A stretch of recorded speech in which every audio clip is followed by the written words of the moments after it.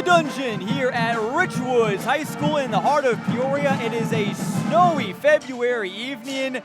The roads are blanketed in white, but it is all green in here inside Richwoods.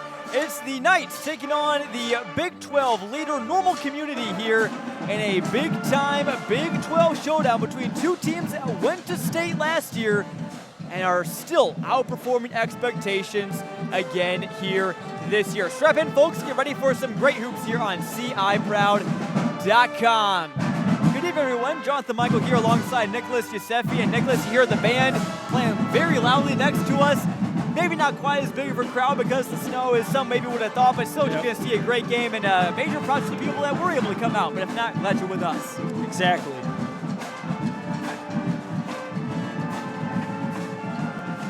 As we get a look at to expect tonight, again, we mentioned Normal Community, the Big 12 leaders, Richwoods at 16-10, 5-3 in conference play. The Ironmen are 23-4, 8-0 in the Big 12. And so, let's start with the visitors, start with the Ironmen. Again, it's a team that, obviously went to state last year for a runner-up. And, maybe some people didn't quite expect them to be this good this year, but the Ironmen themselves are not surprised by the success they've had.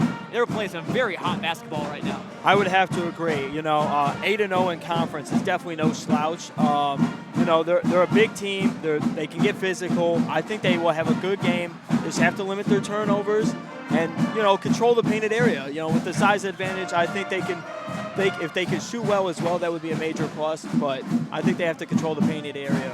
And we talk about the painted area. Again, you can't talk about Normal Community without talking about its size. Last year, they were the tallest team, tallest starting five in the entire state. Everyone was about 6'4" or above. They're not quite that big this year, but they do still have some height. Led by their 6'9" senior Kobe Walker.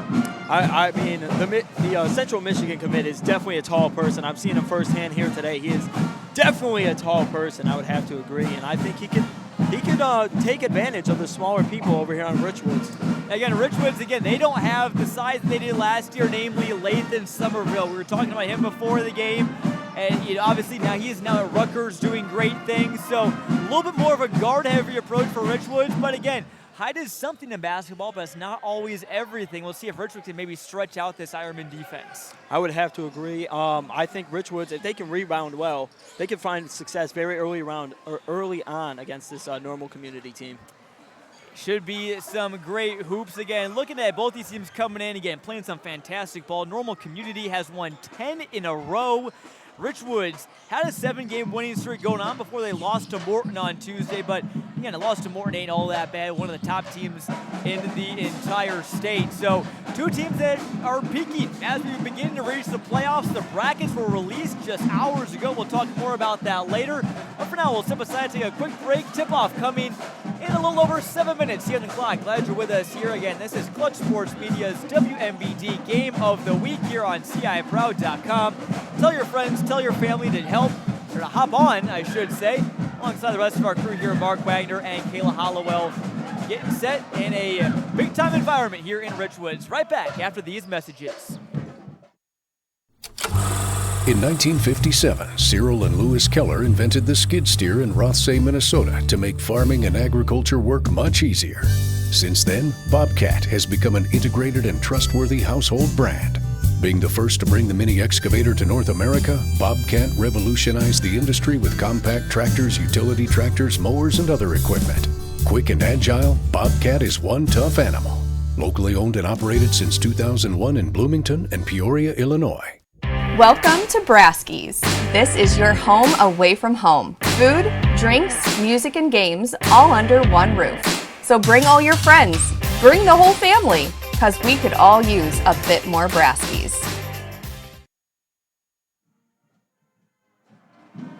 And welcome back inside the dungeon. Again, Jonathan Michael here alongside Nicholas Giuseppe. And Nicholas, we talked just before the break about the playoffs coming up. Always the most exciting time of the year. Yep. It's about a month long and just straight of hoops, boys and girls. The girls will start tomorrow, actually, regional quarterfinals. But let's take a look at where both of these teams were just announced they were going to be in the playoffs.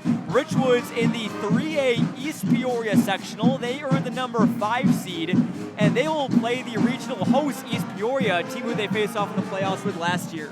Good rematch there for them, So that should be a very interesting game. Let's see if they can, keep rolling and, get a first-round win, obviously. And they will play each other in the regional semifinals on Wednesday, the 26th at 7:30 p.m. Stay tuned. We might have broadcast coverage of that game later on. Should be a good one. Again, like you said, those two teams faced off against each other last year in the playoffs, although albeit under different circumstances. Richwoods was the number 1 seed. East Peoria was the 8th seed. Now this year it's a lot closer between those two teams, and that's just kind of how the way basketball is, at least in the Peoria area this year, is it's just kind of a crapshoot. There's 5 really good teams. You can make the case even 6 or 7 too if you include Manual. Obviously, they're a great team in 2A. Then obviously Normal Community in Class 4A too. I would have to agree. I think, like I said before, this is a very good matchup for a first-round game, and with them being first seed last year, it kind of puts more of a pressure on them, to follow up, that last year's performance. Definitely. And we take a look at Normal Community playing in Class 4A. Again, they are going to be in the Normal West Regional, so they will get to stay pretty close to home, and they will face their crosstown rival, the Wildcats, in their first game. Normal Community, the 1 seed. Normal West, the 8 seed in that one. Winner of that one will face the winner of Bradley Bourbonnais and Manuka in the regional title game. And that game is regional semifinal is also on Wednesday, the 26th. At 6 p.m. So Ironman fans probably will have a good turnout, get to play in their hometown. In Class 4A, there's a couple teams outside Chicago, but other than that, there's you have to get used to some of those long road trips sometimes. So I'm sure they'll enjoy playing in their hometown. Absolutely, and going back to that rival, you always like a crosstown rival right off the gates in the first round. I expect that to be a very good game, especially since they're rivals. Well, it's definitely those are two teams that still have yet to face off this season. They'll close out the regular season against each other 1 week from tonight, actually. So just, again, 1 week left in the regular season. We're at the point where seeding, you're not playing for seeding anymore because the brackets have already come out. You're just playing essentially, again, for to build momentum and win a conference title. And like in case you're just tuning in, Normal Community is in good position to do that at 8-0 in the Big 12. Richwoods looking to hand them their first loss. As we say here for the national anthem, we'll step aside and come right back with the starters and tip-off here from the dungeon.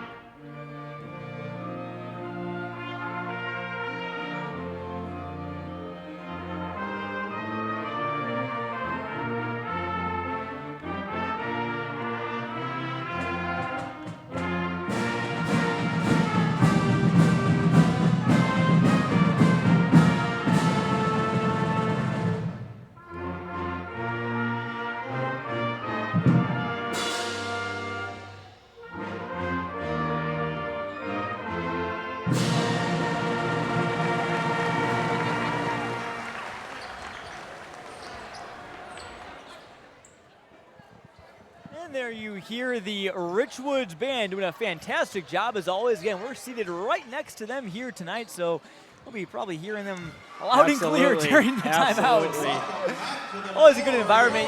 Maybe sometimes, it's snowy outside, maybe not quite as many fans. The band, though, is still that one kind of group that can still bring the energy. Absolutely. Especially them and the fans. You expect to hear a lot of, cheering and a hyped-up crowd, especially, with this being the senior night. Yep. So expect to see a lot of fans and a lot of noise. And there were lots of seniors that were hired before this one, from cheer, from the dance team, and the basketball team as well. We're talking about Richwoods. We'll get to their starting lineups here in a second. But we're talking about key players. We talked about Kobe Walker for Normal Community. For Richwoods, their key player this year has been a freshman and arguably the best freshman in the entire city. It's Amarion Smith-Holly. You know, that's so huge that a freshman is able to step up and play that well with basketball, especially in their first year. You know, you don't see that out of very many freshmen, and when it does happen, it's definitely surprising. Well, it's definitely good news for the Knights again. It means that they'll have a cornerstone for years to come, and definitely a player that you keep an eye on. He scored 29 in an overtime win over Danville not too long ago, so that just shows you part of what he can do. A very smooth player, many people note him as. And, you know, Nick, talking about the keys to the game here, we talked about it a bit earlier for Richwoods. Again, they got a rebound will, and they can't get buried in the first half. Normal Community, a good first half, also a good second half team, but they like to get out to the big advantages in the opening 16 minutes. I think if they can, you know, hold them to under their averages in the first half, because they do a lot of scoring in the first half. If they can play good fundamental defense and force them to take tough shots, this Richwoods team can easily walk out of here with a win. Most definitely. And again, for Normal Community, they're going to face the typical Peoria City defense. Every team around here plays it. Peoria High, Manual, Richwoods, in-your-face, intense defense. They're probably going to see some press here tonight, so they got to limit the turnovers, and they also have to have the size. They have to actually be able to use it, got to finish once they get to the rack. Yeah, I would say taking care of the ball well is a key factor to this game. You know, if you limit the turnovers on early, that can help you out towards the end of the game. You know, finishing in the paint, also huge. You know, they got Kobe Walker, so that'll definitely help them with their paint stuff. But, yeah, definitely limiting those turnovers and scoring early will definitely help them. Let's take a look, again, while we have a quick second at the Big 12 standings. Again, we talked Normal Community at the top, Peoria High, Champaign Central. How about the Maroons down in Champaign having a solid season? Maybe a bit surprising for some people. So again, if Normal Community does lose, again, Peoria High, Central going to be right there ready to maybe take over that spot atop the Big 12. And Richwoods in a little bit of a logjam with Manual and Urbana at 5-3 in conference play. So this is a big game for them. You know, win means that you're probably still hanging on to the number 4 spot. A loss could drop you down as far as 6. They still got a game against Urbana later on this season as well. I definitely think that you know, this game, as you said, like the seeding could change, you know, very much if one team loses. Obviously, one team will lose tonight, so we'll see how well these standing changes affect each team after this. Definitely. And Richwoods, again, cannot win the Big 12, but it's still been a great season for them. Get ready to bring you our starting lineups here, and we'll start with the Ironmen. For them, it is Andrew Nauer, a 5'10 junior guard. He'll be joined by Trey Burdett, a junior guard that we've been talking about. Nick, going to be a very key player, a breakout star, really, for Normal Community this season. Marcus Russell, a 6'1" senior guard, joins them. And then a 6'4" senior, Owen Osborne, one of few returns from them last year, although he didn't play much last season. And then obviously the big man in the middle, Kobe Walker, at 6'9" center. So you're going to look at their starting height, 6'9", 6'4", 6'1", 5'11", 5'10", but they do have some height on their bench too. Yeah. I would have to say with the 6'7", 6'5", forward that comes off the bench, the junior Carter Harris, that is definitely a key piece as well, keeping the size, as well as Chase Kingston, as well, the 6'3" freshman. Yeah. So that is exciting. Hopefully he gets a lot of playing time tonight. We can see the big men down low. I guess he's had some good minutes for Normal Community, kind of one of those newer players that you might not be familiar with and keep an eye on as they turn the lights out here in the dungeon. No, the screen isn't black, trust us. They're just setting the mood, so to say, here on Valentine's Day. Yep. And Valentine's Day classic here. Hey, you know, the best thing about this is, you know, whether you are single, dating, engaged, married, it's complicated. No matter what, basketball is always a great companion to spend your Valentine's Day with. So, depending on what your V-Day plans are, maybe you already went out to dinner, maybe you're still single, maybe you're sitting at home. Again, glad you're with us here. And what better way to spend Valentine's Day with some high school hoops? Absolutely. One thing basketball won't do is cheat on you. So that is definitely a good thing, at least. hopefully that's not coming from a personal standpoint, Yep. Nick. Hopefully we're not going to be. Hopefully no one's cheated on you, but at least basketball will not. And back to the Richwoods Knights. They're starting five, like we talked about. Amarion Smith, Holly leads it off. Kingston Caldwell, a senior guard. Craven Bailey, another senior guard. Terrell Rickman Jr., a senior, will get the start tonight alongside Marlon Heron, who has been the Knight with the most varsity letters, entering his third year playing varsity, so he'll be a guy to watch tonight as well. I'm excited to see the freshman play. Let's see how he does in this game and if he can keep up his hot streak that he's been on. And now four in sight to see him score 20 or more. We are set for tip-off, and it's won by Walker. And here come the Ironmen and their first possession. They're coming out in a zone. See how they normal community breaks it down. They go across to Burdett. We're in that headband. Not many players wear headbands much anymore, but Trey Burdett's making it cool again. Hey, he's bringing it back. Now here's Nauer, a 5'10 guard who played JV all of last season, but was a key contributor to that team, and now he contributed on varsity. Here's Smith, Holly, wide open layup, he lays it in. That's good defense to start the game from Richwoods. That's what, as you were talking earlier, that's what you look forward to as a coach, some good defense. That zone forced one turnover. We'll see if they can do it again. It's Heron, already inverted up top. Now it swings over to Russell. With a 2-3 look here for the Knights. Burdett, though, left open for three. Bang! That is a good sight to see. Getting those three-pointers up and to go early is always good to see if you're a team. And Burdett was, one of those couple of handful of letter winners returning for normal community, but didn't play very much last season. A lot of seniors on that Ironman team that finished second in 4A. Going to the post on the big man. And it's taken away by Russell. He is blocked from behind. That was Craven Bailey with the hustle play. And now it's Smith Holly the other direction. Great job hustling there from the senior guard Bailey. They'll feed it down low. Here's Caldwell, a transfer from Dominican High School up in Wisconsin, just north of Milwaukee, up in my neck of the woods. They look to keep this out of the painted area. They haven't really gone up with many layups around the rack. I wonder why, but it may be a 6'9" center. Yep, sitting in the painted area. Yeah. Walker's really improved his game a lot this season, and Richwoods hasn't quite tested him in the paint so far. Here's Smith Holly. Now over to Heron in the corner. Step back. Very patient possession here from the Knights. Yeah, this definitely take over in a minute, I think. And Heron, nice kick out. Smith Holly, top of the key, off the front rim. Good possession, though, for the Knights, not forcing anything. Nope. They got I think was a clean look right there, and that's what you want to see if you're on offense. Good, clean looks. It's Russell over to Nauer. He'll dial one out from deep, and it's off the left rim. Rebounded into the hands of Russell, and Walker cleans it up. Definitely gets on the glass very well, I could see. Most definitely. He is a walking double-double machine. Had 28 points, 17 boards against Pekin.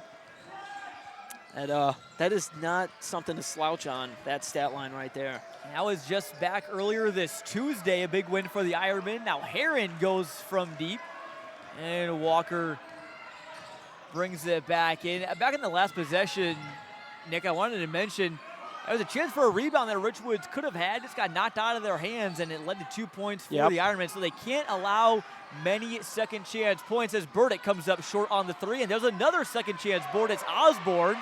Yep. And now Rickman comes away with it. They did a good job of corralling that miss, though, after allowing the offensive rebound on the first shot. So hopefully they could get the rebounding game working. That way they can get back on offense. Mid-range is swatted away by Walker.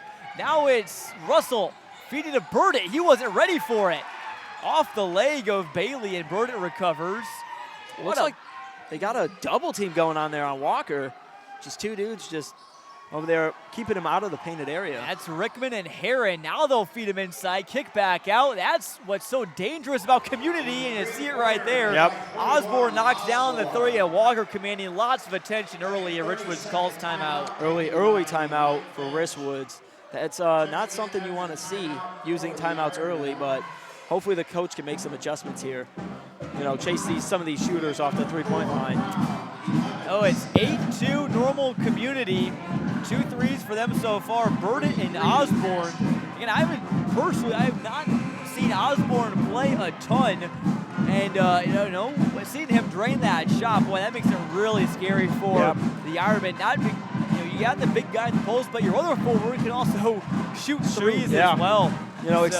That's always good. Like, if you're a coach, seeing someone who's that tall that can extend the floor that much is always a good sight to see, especially if you have a big man like that down low. Osborne sort of filling the role that Noah Cleveland did last year, a 6'8" forward who could really shoot the rock well. And, boy, he was such a big returner from that Normal Community team. I promise we won't keep talking about last year's teams for both these teams all night, but, again, it's just great memories that would we have from seeing both those teams play. Both made it down to Champaign last year.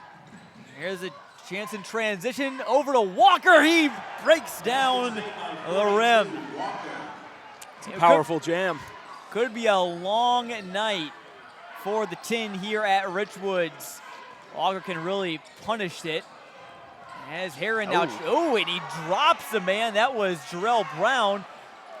Look around the rim, no good. Heron goes right into Walker, and Walker's going to get called for the foul, even though he kind of just reached down. Kind of went straight up right there. He didn't even jump. I will say, getting Walker into foul trouble early could be another key to this game. If you can get him out of there as quickly as possible, that would help. And, if you're a CSM junkie and you watched our game last Saturday to be specific, between Morton and East Peoria, Morton's got their very, very skilled forward. Wes Goodeman means so much to that team, offense and defense, and East Peoria just attacked him all night long. They ended up shooting 34 free throws in that game and made 32 of them. So, if you're an underdog, I would say Richwoods probably is the underdog here tonight. Yeah. That's the way to get back into the game, is be physical and get to the rack and draw and get some free throws. Absolutely. I would say hitting free throws is another key to a game. If you can't shoot from the charity stripe, you're not gonna really get many wins that way. Those are probably the most uncontested looks that Richwoods could get all night. Walker finished on one end, and they get a turnover. Now they'll feed him again, kick back out. Burdett, corner, too short. I will say, if you're a shooter on this Normal Community team, you got to love having Walker. Someone who draws a lot of attention, you can get a lot of open looks. So if you're a shooter, you definitely love to see that. Most definitely, as Caldwell drove in aggressive, and what do you know, drew another foul. That one will go on Caston, that freshman forward you mentioned earlier. So we'll get our first look here at Caldwell. Again, went to Dominican High School, just about 15-20 minutes north of Milwaukee. And there is one professional basketball player of note that went to that high school who has an especially notable last name. Nick, I'll give you a guess. Can you at least guess the last name? Think basketball players from Milwaukee. From Milwaukee. Now I'm trying to think. Now you got me stumped. They don't have to be from Milwaukee, but they play for the Bucks. Yeah. That's your hint. They play for the Bucks. I'm gonna have to go. They have a tough name or an interesting name. Well, the last name could be regarded as hard to spell, hard to pronounce. Antetokounmpo. Oh yeah. Giannis's younger brother Alex Antetokounmpo went to Dominican. Same high school that Kingston Caldwell came to. One of 3 Antetokounmpos. There was Giannis and then Thanasis, who's also on the Bucks for a while, and then Alex, who played for the Lakers and I believe is now played overseas. Yeah, we can't forget about Costas either. Yeah, Costas. Yeah, that's right, man. Yeah. I'm the one from Milwaukee. I'm getting showed up here by a kid from Chicago. Yeah, I did not believe that it was Giannis's younger brother. I couldn't believe that. And I don't believe they played together, at least on the same high school team, but maybe they did. Maybe they know each other. As a couple of subs come in here for Richwoods, Truman Ryer into the game along with Keontae Pollard, Amir Muhammad Williams, another transfer for the Knights. He came over from Peoria Quest, charter school that unfortunately shut down last year, and many of those players now play for the Woods. Here's a nice feed into the lane, and Barksdale. It's a good way to find the cutter right there. It's great. That's a great find.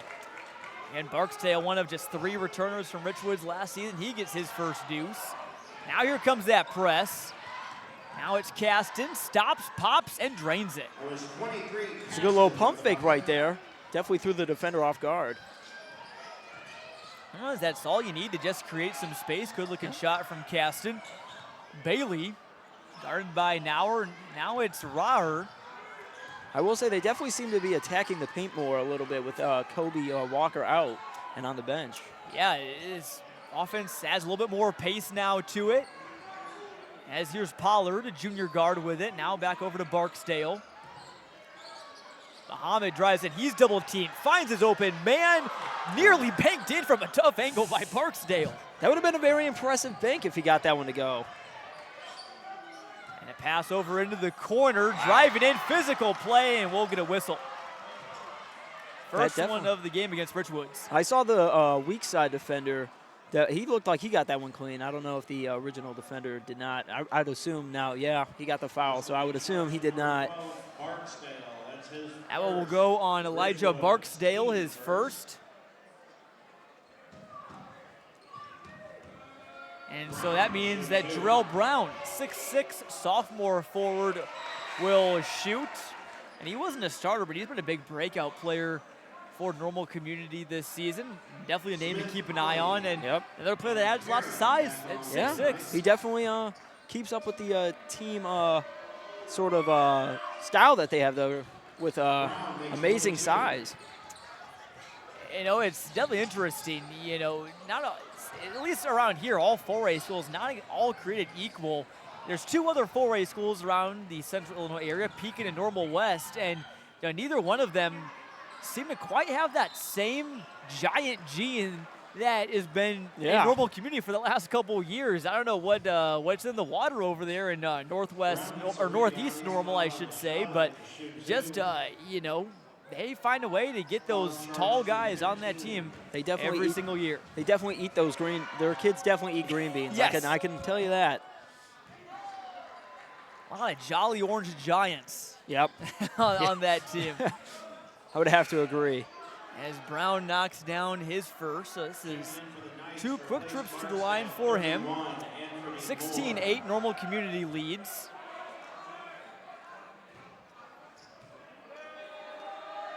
Or 16-7 rather.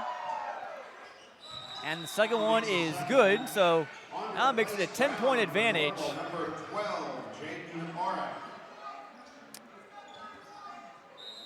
And perhaps the last possession of the first quarter here for the Knights. I think if you're the Knights, I think you hold this. Get a nice clean look. Obviously, if you had one before the timer runs out, then obviously you shoot that. But here's Raher from deep. Swish, nice shot. Yep. It's a nice clean look before the shot clock went down. So they definitely didn't listen to me. And now the press. Richwoods may try to get a little bit aggressive here again. No Walker on the floor right now, trying to force a turnover. Community's got to keep it out of Richwoods' hands.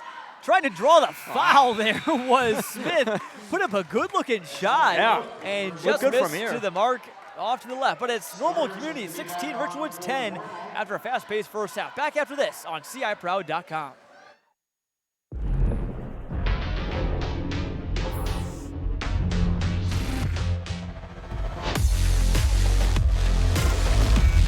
Come on in to Bob Lindsay Acura and test drive the award-winning Acura MDX. Need an injury lawyer? Get a fighter. Get a street lawyer like Todd Strong. He's not afraid to get his hands dirty. He'll fight for your rights. Get Todd Strong. He fights like a street lawyer. My name is Todd Strong, and I've been representing injury victims for over 25 years. I have a team of lawyers that also assist me in the handling of our cases that have aggressive passion to represent injury victims and get the best outcome possible.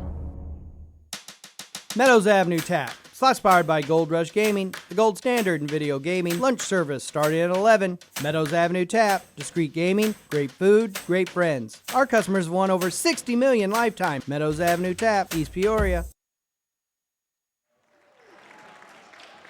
And welcome back to the dungeon. A little bit of a halftime game for one of the youngsters here in attendance. While we have a quick break, again, want to let you all know that you can head on over on our website and subscribe to Clutch Sports Media Overtime. Follow the school and the stories that you care about, maybe multiple schools, your teams, your stories, all in one place. Visit clutchsportsil.com/overtime today. Plenty of content there, especially with the playoffs coming up, as Heron dials one up from the free throw line, and the long arms of Rickman nearly corralled it. It will stay with the green and white. Yeah, that was he definitely got up there for that rebound, I will say.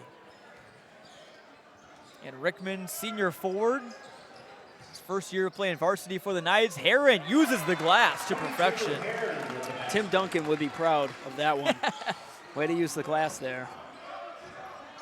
I was not expecting a Tim Duncan poll on tonight's broadcast, but you never know. We've brought up multiple NBA players already here tonight. It kind of fits with the theme there. Here's Burdett. Now back over, and we'll get a whistle. Hey, Kayla, can you zoom in a little bit?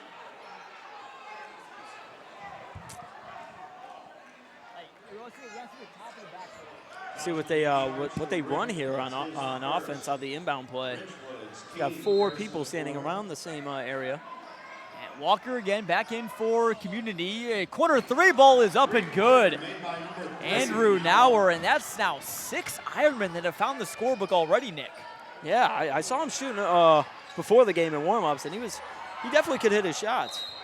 Pass airmailed for Heron, goes back to the Ironmen, and we talked about it, before this game. Big key why Normal Community has been able to win so much lately is they've been really increasing their offensive outputs in their last 10 games. Oh yeah, don't they have in their last 10 games, haven't they scored 60+ points in 9 of them or something like yes, that? Yes, they have. Yeah. You would be correct, including a season-high 74, a big win over Moline just back last Saturday. As we take a look at it now real quick. Strike while the iron's hot. Had some big wins. Manuel, Metamora, Moline, also Mount Zion as well. Very good win for them, and 60 points in 9 of their last 10. Got to think they'll keep it up here. They are seemingly on that pace. 1/3 of the way there after about 9.5 minutes of play. Burdett will trigger the inbound.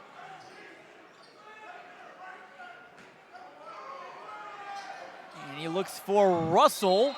Goes up, and Richwoods can't believe that was called a foul. I believe it's on Caldwell. I think a couple of them wanted a jump ball there, so it was definitely a lot of hands up there for that ball. So a lot of bodies in the paint, and Russell will shoot 2. Rolls in, and now that make that now 7 Ironmen that have scored. Nauer, Brown, Burdett, Russell, Osborne, Caston, and Walker. Well, you like to see scoring off the bench too, so glad that they have that too. Walker gets the offensive board and puts it back in. He's up to 8 points and probably already about a handful of rebounds. Tracking toward another double-double, and we get a foul on the Ironmen right in front of their own bench. I will say, if you're Richwoods, you can't be giving up those easy rebounds there on the free throw miss. That's one of the rare times that Walker's got the height, but you got the position on them. Yeah. You're at least in front of him, but again, easier said than done against a guy that's about 6'9" and about 240 or so. Yeah. Nice fadeaway looking shot there from Smith Holly, and Walker skies high for the board. Burdett penetrating, losing control, regaining it, and putting it back in. Burdett makes the basket. Just like that, it's 25-12 Normal Community. Heron a tough look, and they're going to call the Ironman for another foul. I don't know about that one. It looked like he went straight up. I mean, he didn't really move his hands all that much, but I don't know. It is on Walker, and that's his second. So with 5:53 to go here in the second, you got to feel not too terribly bad if you're the Knights about in terms of, keeping Walker on pace to put him in some foul trouble. Yeah. And they will take him out, though, with that foul. So if you're Richwoods, you're definitely looking to attack here. Most definitely. As Heron knocks down the first. Throughout his career, Heron has, I think William Smith and probably even Heron himself will tell you, hasn't been the most consistent free throw shooter, but I know he has worked on it a lot. And of course, right as I say that, misses the second, but a rebounded by Anthony Moore, freshman off the bench for Richwoods, who we just saw play in the JV game. Yeah, he was definitely something to watch in that JV game. He had a really nice performance, and I think he'll carry it into this one. All bounce off of Caston and stay with Richwoods. So again, great freshman duo for the Knights with Smith, Holly, and Moore. Definitely future bright for this team. Yep, absolutely. And hopefully they can keep him for 3 more years and they won't transfer out. Most definitely, and, you know, especially within the city of Peoria, as Robert puts it up and in, he's got 5. You know, there is always, you know, a couple of transfers sometimes. You know, Richwoods last year was actually the beneficiary of some transfers. Daquan Little transferred in from Peoria High. Lathan Somerville obviously transferred back in from the Skill Factory down in Georgia. So it can also benefit you too. So maybe Richwoods can get some of those new guys. As Smith, pretty looking shot, knocks it down. I will say they are definitely shooting very well tonight. The 8th Ironman player to score. Tough look from Heron. Nice job to get it to fall. And like I said earlier, they're definitely attacking the basket more with Walker out. Just a night and day difference with the urgency that they're playing with when Walker's in the game versus when he's not. They play a little bit more passive, it looks like, when he's in the game. Smith, original shot miss. Osborne had it. Now it's in the hands of Brown. He's fouled. And another second, even third chance for Normal Community on the offensive glass. I think if you're a Richwoods coach, you definitely do not want to see that, especially early on in this game. Richwoods head coach William Smith in his 15th season. One of the most winningest coaches here in team history alongside Wayne Hamilton. We see on a banner here in the gym, 26 years. I mean, that's definitely a long time. I would have to say that is definitely a long time. And you want to talk about a long time as Brown knocks him down. Dave Witzig for Normal Community is in his 26th season. I was going to say, 543 wins for him. So, I mean, these are 2 Big 12 veterans that have more or less almost ran the conference for quite some time. Here's Amir Muhammad Williams. It's a beautiful, beautiful looking corner shot from Williams. And he immediately applies the press. We have seen lots of different scores in this game day. I just can't believe we've had 14 different players score the ball, and we're not even halfway through the second quarter. And Normal Community calls timeout. They'll be there first. Definitely didn't want to get the 8-second half-court violation there. And the 10-second violation, don't want to pick that up. But again, you know, Richwoods bring that press, especially too with Walker not in the game. They can, you know, be a little bit more aggressive in that sense. But again, they were down by about 10 to 15 a few minutes ago. They've cut it to 10. I think if you can, you know, keep it within about 10 or so or less going into halftime, still very much in this game. You're definitely in a good spot. And as you stated earlier in the pregame, they had been playing some very aggressive defense. Richwoods has applying the press and hopefully forcing them to make mistakes like they just did right there. So they will bring some players to pressure. Muhammad Williams, Heron, and Smith Holly. They break the press. Burdett finds Osborne. Wonderfully done there by Normal Community. That's textbook. Yep. That is a nice quick way to beat the press right there. Now Smith Holly working on Smith. Gives it back to Heron. Again, Chase Caston, the 6'3" freshman forward into the game with Walker on the bench with 2 fouls. They're trying to challenge him. Smith Holly goes up and gets the nice roll. Nice, smooth little close range shot right there. Tried to throw it off of him right there. Bouncing ball. Caston's in trouble. Smith Holly's got it. Richwoods wanted a foul, but they do come away with it. Moore, a tough tough play there, and he hit the ground very hard. That is not what you want to see if you're the coach of Richwoods. That's a good player right there. Good sportsmanship there from Jarrell Brown. Check up on him, yeah. Definitely no ill intent with that one. Just a tough, hard basketball play, and thankfully Moore looks to be okay. So now he'll shoot two. It is always tough, Nick. After taking a hard foul, I mean, you kind of maybe seeing stars a little bit sometimes. A little shaking up right there. Yeah. Get your bearings and settle in for these free throws. We'll see how Moore resets perfectly. Looks like he's not seeing stars right now. It looks like he's seeing a perfect rim. That one hit nothing but net as a couple of subs come out for the Knights. That's Caldwell and Raher coming out, and Moore goes 2 for 2. Definitely was not seeing stars there. Those were perfect swishes. And it's now down to an 8-point lead for Community. And here's more of that pressure. Now Richwoods relaxes it off a bit. Smith Holly, though, one-on-one with Connor Smith. He thought about a deep one. Brown will shoot and miss. 1-on-3, Heron trying to fake him out and gets it to fall. What a little head fake from Martin Heron. I was going to say that was a good little in and out move to get his defender to the offside right there. Now down to 6. And the press gets it over to Nauer. If you're Normal Community here, Nick, you just got to slow it down and just play that brand of basketball you've been playing. Yeah, I would say play that basketball that got you that like 10, 15-point lead not that long ago. Caston drives it. He's blocked from behind by Moore. He is definitely carrying over this performance from the JV game not that long ago. You sometimes make the case, well, he's got tired legs, just play a JV game. Sometimes it may even help you. You're in the zone, you're feeling it. Definitely didn't look like he had some tired legs on that block. He definitely got up there.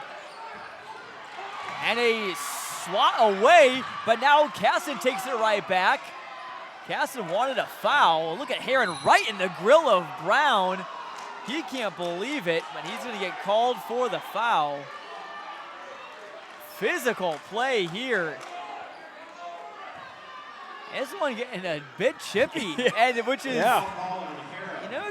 you never want things to boil over, but that's Big 12 basketball. Any team that faces off, similarly every time, there's just some really physical, almost aggressive play. Street ball. That was a good pass right there. Here's a 3-ball on the way. No good. Who's got the board? It's Muhammad Williams. Richwoods could get it down to a 1-score game with a 3. Heron penetrates and gets fouled. So even with Walker still on the bench, Richwoods still being aggressive. Right, Richwoods has definitely shown that they are not afraid to go up on these taller defenders here of Normal Community. Burdett will get set to check back in for the Ironman, and he could use a big bucket from him right now. Foul goes on Caston, that's his second. So both Caston and Walker with 2 fouls. Osborne's got 1. So I think it was definitely a point of emphasis for William Smith to attack those Normal Community forwards, as now Heron's got 10. Definitely a nice game from Heron so far. 10 points in the first half. That's really good. He's got multiple 20-point outings this season. Could be another one in the works tonight. He's definitely on pace, I would say, as he hits that one. So it's down to a 4-point lead, and here comes that press back from Richwoods. It's Nauer inbound with Smith and Burdett up near him. They'll inbound it to Caston. Go back to Burdett, nearly tipped away. Burdett goes flying in. A little bit too much momentum there. He definitely got up high there, though, I will say. I will give him credit for that. Drive kick. Heron was open for a second. He'll shoot now. A little bit of a heat check there. Under 2 to play here in the second quarter, and this game has flipped on its head here in the second quarter with the Ironman Bigs in foul trouble. Burdett lost the handle on it, and that's going to be over and back. Great pressure from Amir Muhammad Williams. This is definitely becoming a ball game now. This is what you like to see. if you're Richwoods, especially on senior night. It was starting to look like a blowout early on, but they definitely brought it back. Would definitely be a huge win for this team. And on senior night, it'll be the last home game they play here in the dungeon. Their seniors, Lauren Sims, Kingston Caldwell, Craven Bailey, Elijah Barksdale, Terrell Rickman, Marlon Heron, Truman Raher. A lot of those players have already had impacts on this game. I will say if you're a senior, you definitely want to win on senior night. Last home game, go out with a big win. And that's going to be the third on Caston. He reached in on Smith Holly. So that was a close one there. Again, the referees had a much better angle than we did. Just trying to get a bit too cheeky with that one and trying to poke it out. Didn't quite get it. Try to get the old reach around steal there. And Smith Holly's one comes up short. Caston will come out and Brown back in.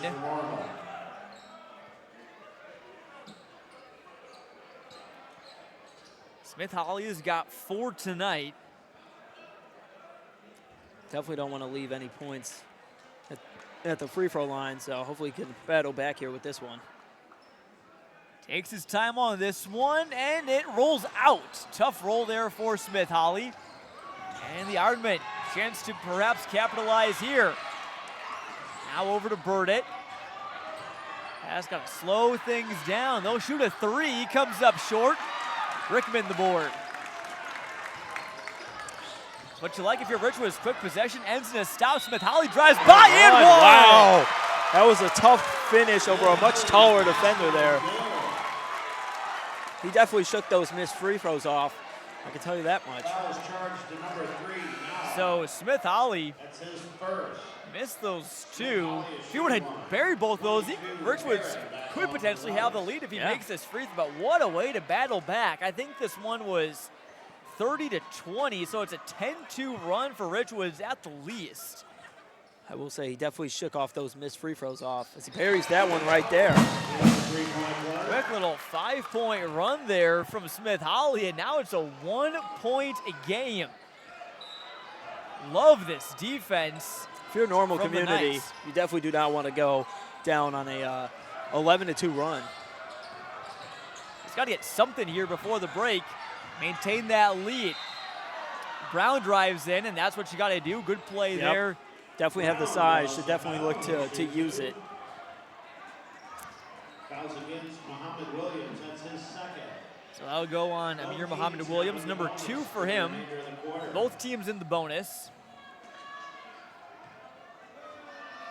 So Brown, who's got one of 4 Ironman players with 5 points tonight, or at least 5 points. Burdett's got 5, Osborne has 5, Walker has 8, along with 2 fouls. And you gotta wonder though, coming out of halftime, how is Normal Community gonna perhaps look better with him back on the floor? That one rattles out. Unlucky roll there. Chance for Richwoods to take the lead after being down double digits just earlier by a few minutes. Heron, yes! Wow, that was definitely a good looking shot right there. Left open at the top of the key, and you can't do that for Heron, who's feeling it. Al Smith thought about a triple. He's in trouble, finds Brown, and he is fouled there. I think that got that one right. Caldwell got him pretty hard. Let's see if he can make up for those missed free throws a little earlier on. He's definitely attacking like they didn't matter, so good to see that aggression.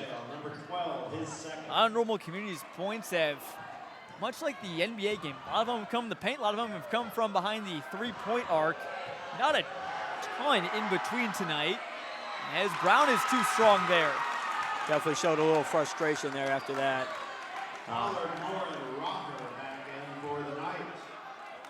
So 3 new Knights check in, Pollard, Raher, and Moore.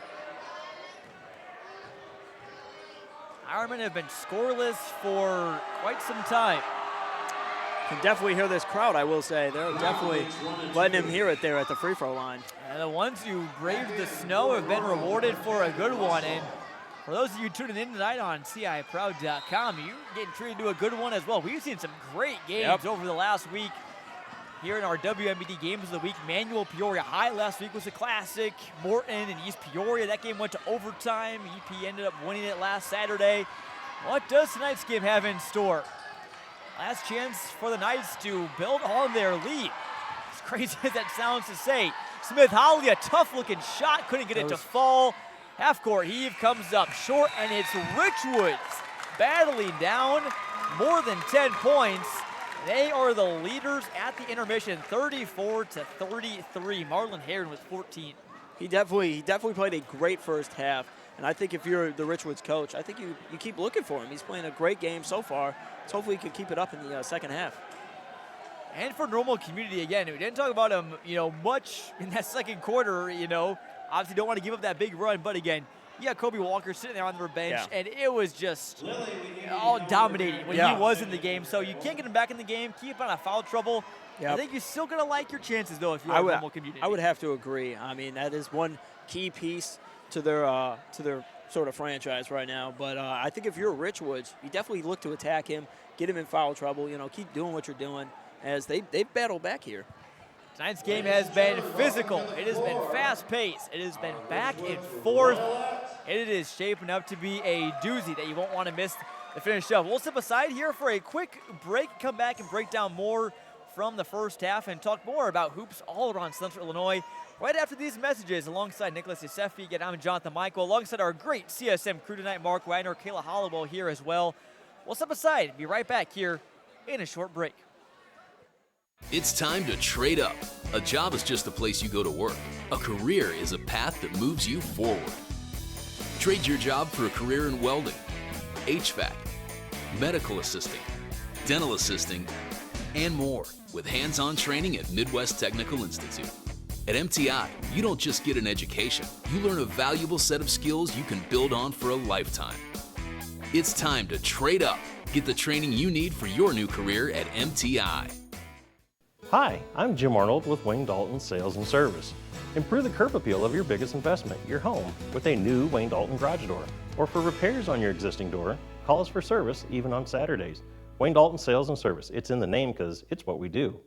At Ham's Furniture, we have your comfortable, affordable recliners, mattresses, and more. And we offer free local delivery. Hi, I'm Russ at Ham's Furniture, inviting you to stop in and see what's new today. Ham's Furniture at 347 Court Street in downtown Pekin.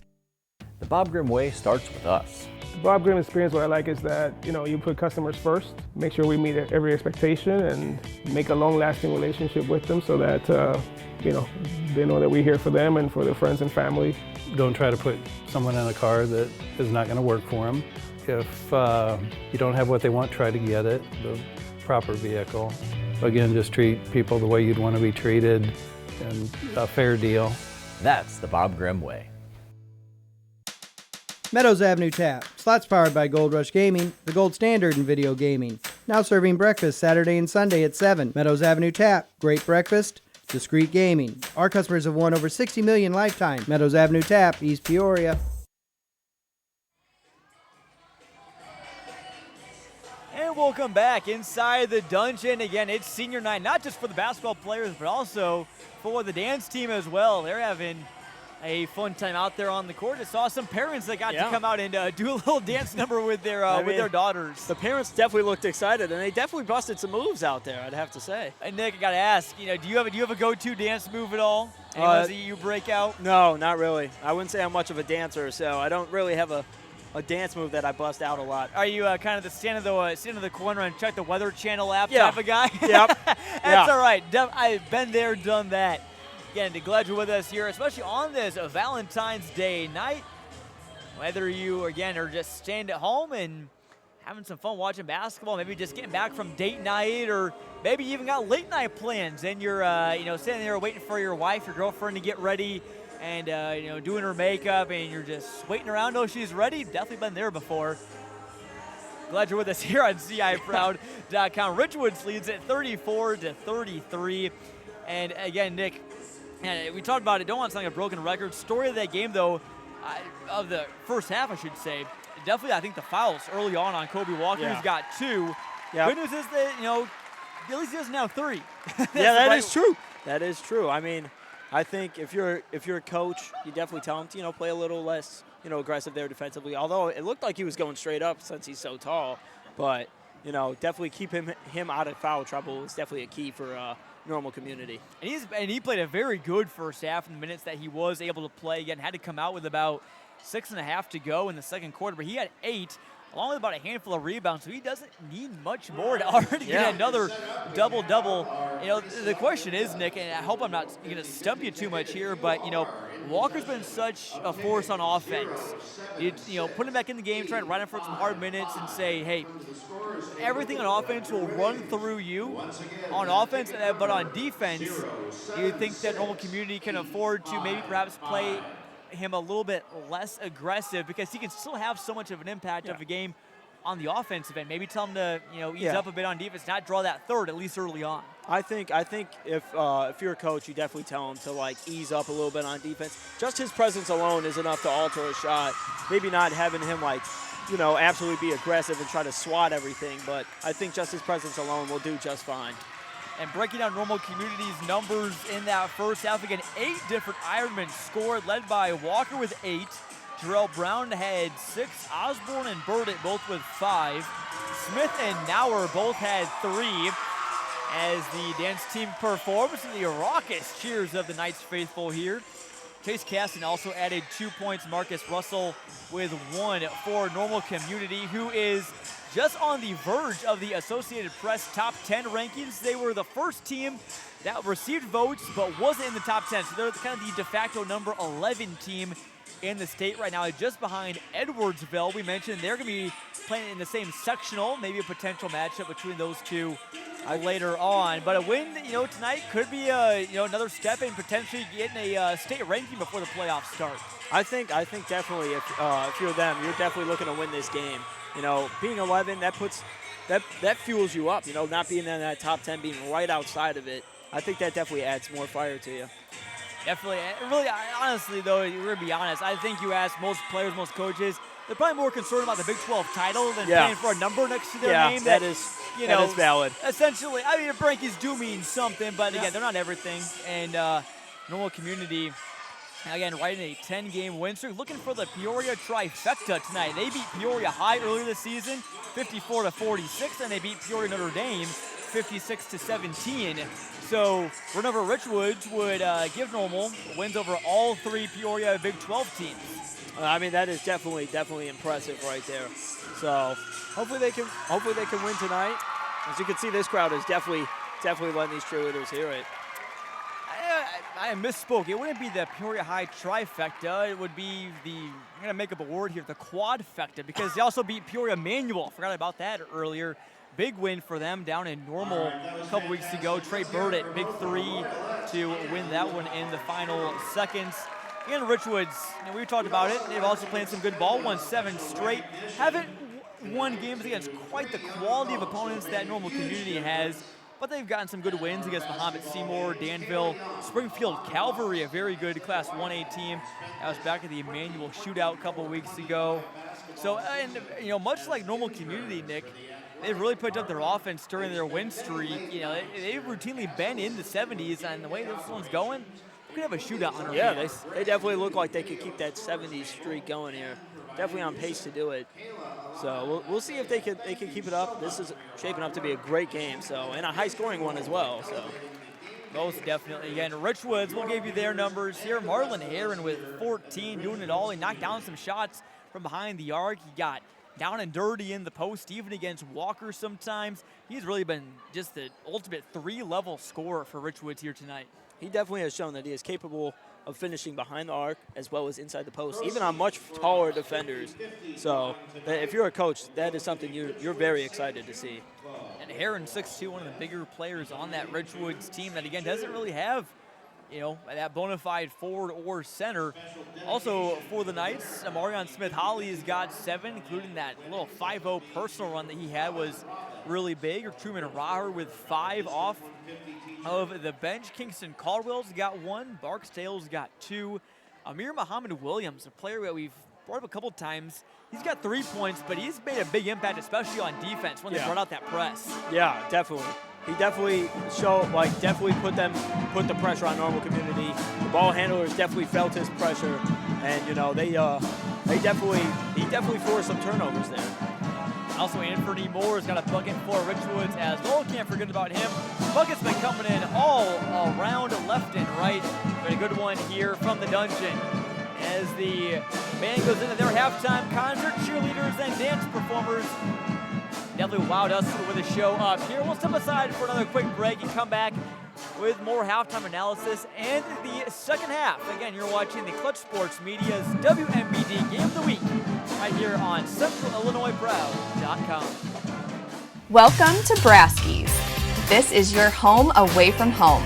First down to last call, we're serving up the good times. Food, drinks, music, and games all under one roof. At Braskies, you'll find what you're looking for.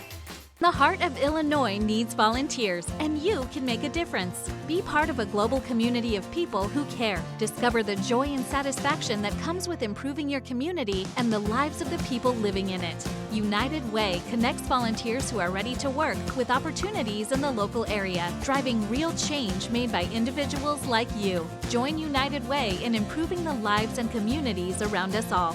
Sign up today at volunteer.hoiunitedway.org.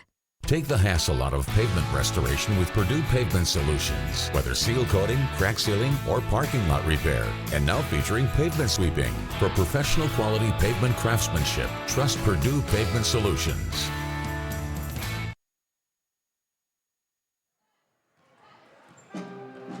Back inside the dungeon. Fight on for Richwoods. Fight on to glorify her name. Well, some of those, always interesting to see some of those fight song lyrics. Nick, you don't really see many people sing fight songs much anymore, but they're just kind of there for old time's sake. But always kind of cool to see the ones that print out the lyrics and to give the fans a read-along guide, because I'm sure many of them probably don't have those lyrics memorized. Especially some of the younger generations, they probably don't know what's going on. So. They probably know the tune of the fight song. They probably don't really sing along too much. Yeah. Maybe you never know. It's a good way to keep the community involved. A nice fight song. Definitely. And I want to take a quick word here again for CSM Overtime. Again, plenty of stories and written content for all Central Illinois high school sports, Peoria area, Bloomington Normal area. I got content about the Ironman and the Knights again, along with nightly roundups.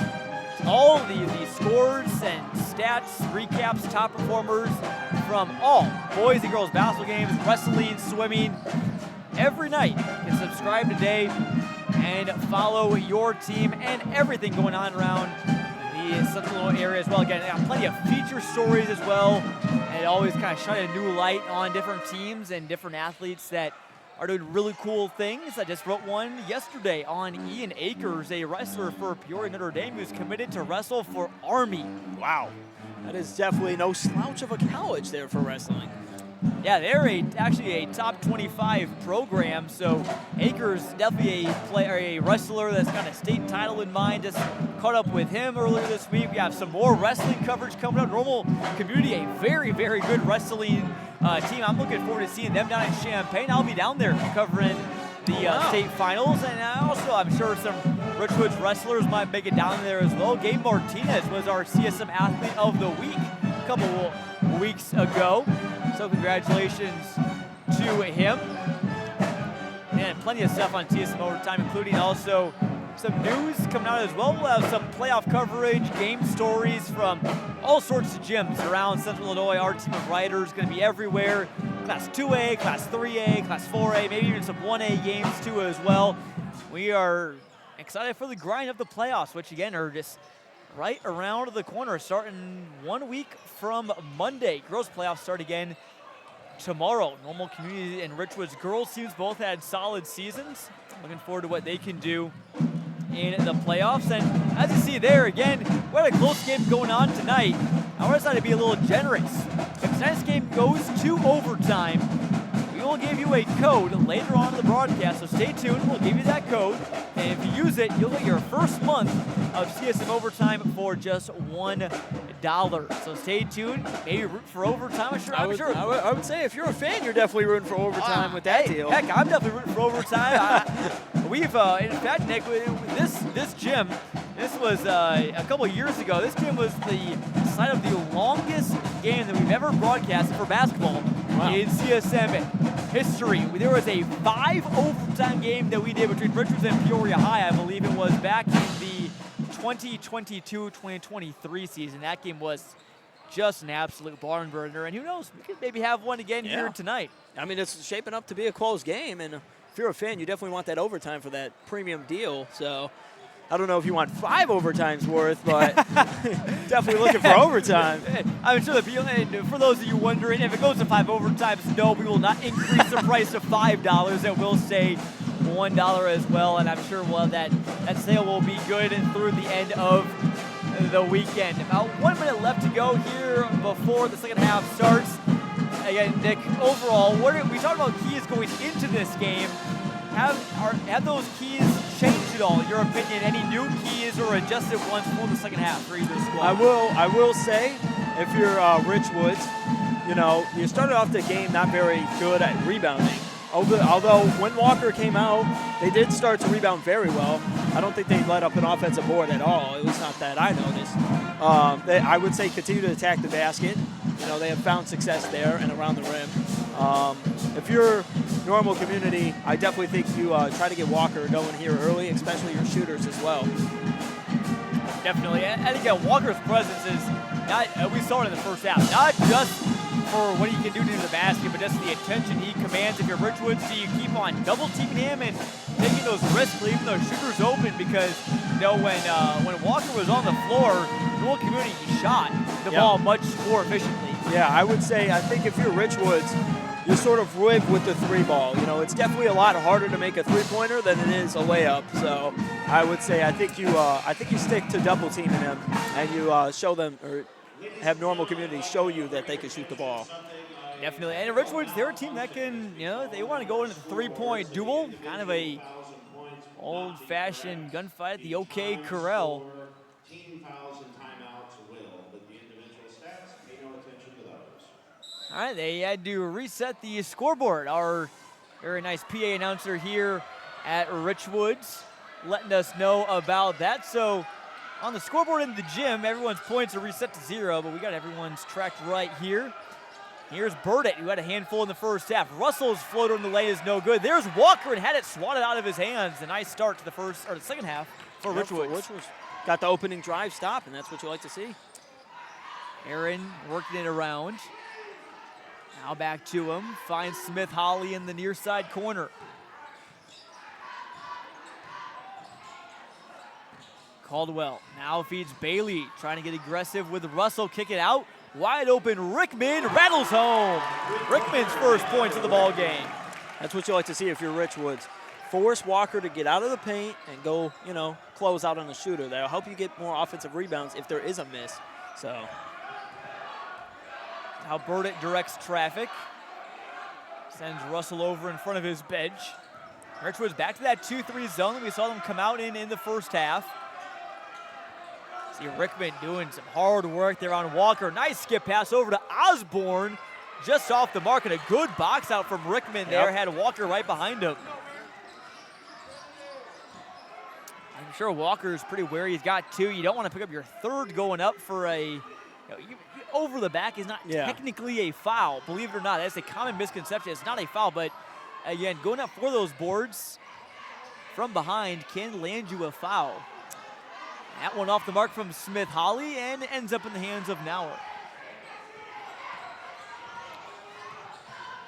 2-possession ball game in Richwoods' favors, and Russell passed it up. Instead finds Osborne. That one comes up short. There's Walker. Guess who's there? Gets fouled. He'll head to the line for 2. I mean, they started off the half, I will say, very well rebounding. I don't think they gave up an offensive rebound. Obviously, it will happen at some point, but. That foul goes on Craven Bailey, one of Richwoods' seniors, and now we'll get Walker's First time at the free throw line, if I'm not mistaken tonight. Number It's too 11, strong. Smith back on for the Ironmen. I will say, if you're Richwoods, you definitely have picked up where you left off, closing that second half, or that first half. Sorry. Most definitely. What a run after being down double digits, and Walker second rolls right in. So now it's back to a one-score game. Now we see Smith bringing some pressure to Smith Holly. Mid-range, off the mark from Bailey. Burdett, nice pass up to Osborne through contact. He'll head to the line. Now Normal Community giving Richwoods a bit of their own medicine, forcing them to commit 2 quick fouls. They definitely have attacked the rack here. And they've gone to the free throw line, I think, almost every time. That's 2 quick ones on Bailey. So him, Caldwell, and Muhammad Williams, all with 2 fouls for the Knights. And the Ironman struggles at the free throw line continue. Just some tough rims here tonight. Yeah. Not going to get many bounces. Yeah, not very friendly rims. Definitely have to really make a swish or it might not go in. Well, the rebounds have been friendly for the Ironman as Walker brings it in. Great pass from Burdett. Osborne finishes. He's got 7. Oh, dangerous pass, nearly taken away by Burdett. Found the right target, though, so that's good to see. Bailey going again. Nice little baseline floater. His first bucket tonight. Right over the top. Over a 6'9" Walker. Not easy to do. Yeah, especially with that wingspan. That also helps him there, too. Definitely an impressive shot. Now here's Smith. Challenging Smith Holly. Seen a good diet of mid-range shots from both these teams tonight as Smith Holly finishes acrobatically. What a move from the freshman. I was excited pre-game to see what he could do, and he's definitely not let me down. And I was reading some scouting reports on him coming in this one. They said he is, very just a smooth player, and he is like peanut butter out there. Call him Amarion Jiff Holly. I mean, maybe. I'll see myself out after that. Yeah, I mean. I like the attempt. I mean, Smith, Jiff, sort of rolls. Sort of alike. Burdett's 3 from the wing is no good. Another second chance from the Ironman has been the one thing that Richwoods has struggled with tonight. Now Walker getting physical, going up, getting fouled. Over 4 people, wow. Yeah, he was just a magnet drawing in the Knights. That tells you something. If you're drawing in 4 defenders, that means you're doing something right. That's on Caldwell. That's his 3rd. So he's got to be a little bit careful. 4:24 to go here in the 3rd. Walker now in double figures.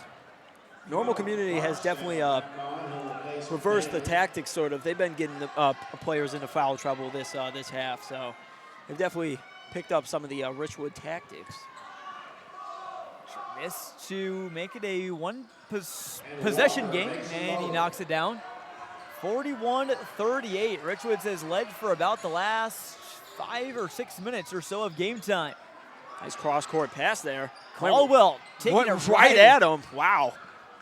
Again, figure that usually the worst that could happen is you miss the layup and maybe draw a foul, but good defense from Walker. He did not foul him there. Russell, or rather Smith, had it bounce off of the backboard, and the referees whistled an Ironman ball. And that's the right call right there. Credit to the other ref coming in. He's like, let's make sure we get the right call here.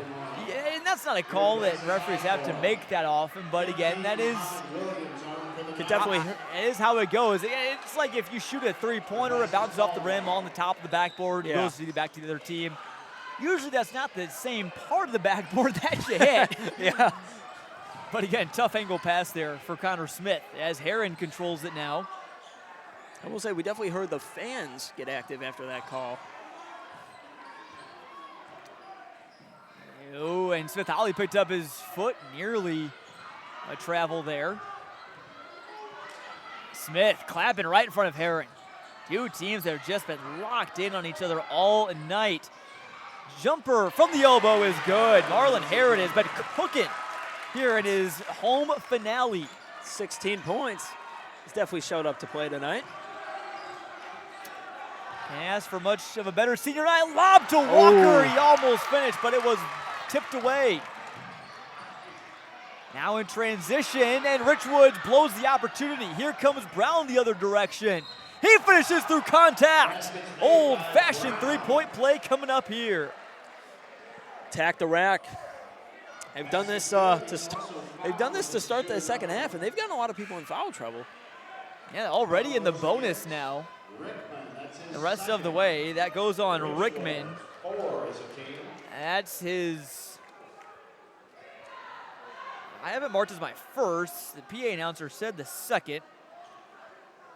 Either way, Rickman not in much foul trouble. No, I would have to agree. So here's Jarrell Brown again. Get used to his name, just a sophomore.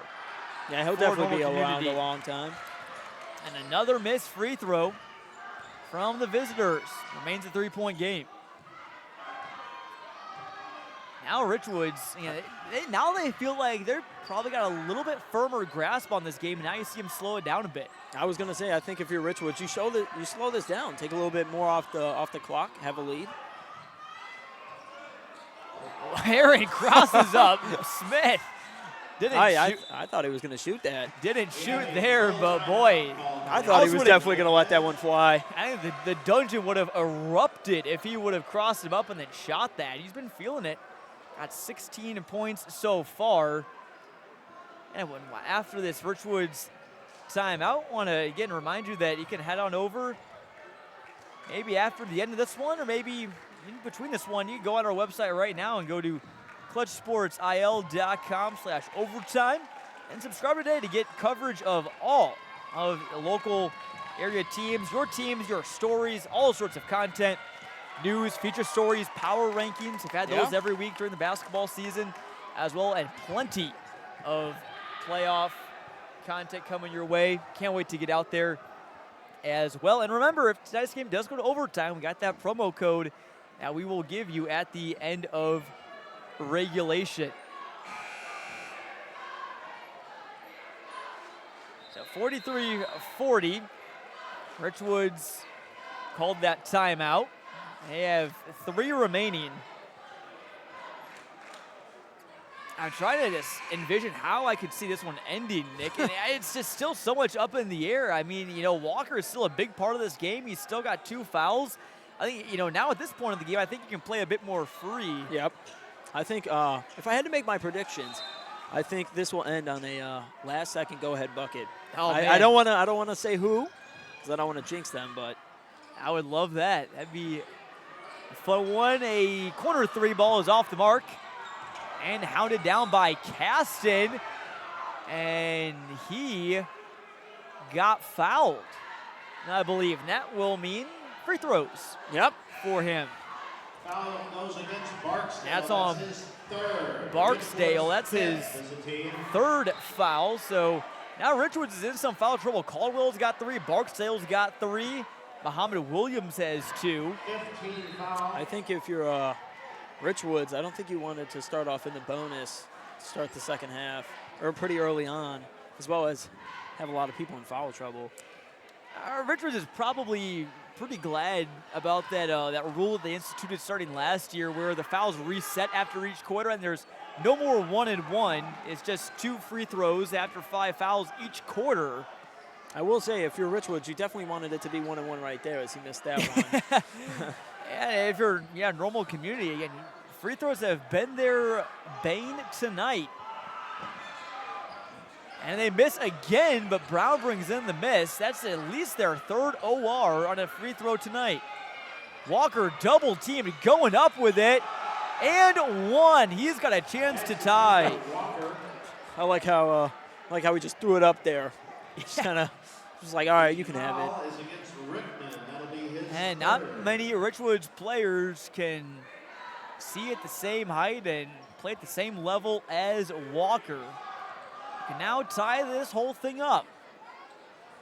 And cannot. But the ball is loose on the ground. Community comes away with it. It's going to be in a huge possession. Burn it for Oh. 3, too strong. And Heron brings it in. Almost another rebound there from Yeah, Caston Normal. was doing those bridges almost back and bending back over. Wow. Walker, a nice block on the other end, and back to Normal Community. You start to feel a tinge of momentum. Yeah, start a shift towards Normal. And hopefully you didn't turn off this game about midway through that second quarter when Normal Community was up big. And it looked like it could be all Ironman tonight, but this has been just punch for punch so far in this one. Right Tell back your to friends him. and family to tune in for the end of this Ooh. one on CIProud.com. Brown's shot just missed. Now Caldwell with some tempo. Back over to Bailey, runs out of room. I will say we've seen a lot of people this half challenge Walker at the rim. We're trying to give him his third foul. He's played clean all second half. Now Heron slowing it down with a minute and change to play. Another good crossover. Showing off the shooting skills and the dribbling skills here on senior night. Showing the fans in attendance that he can dribble the basketball as well. They're going to give it right back to him to do the same thing.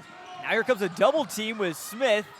Normal Community ratcheting wow. up the pressure. Nice find. Oh, that would have been a fantastic Oh! finish. Smith Holly got absolutely hit hard there. Able to head to the line for 2.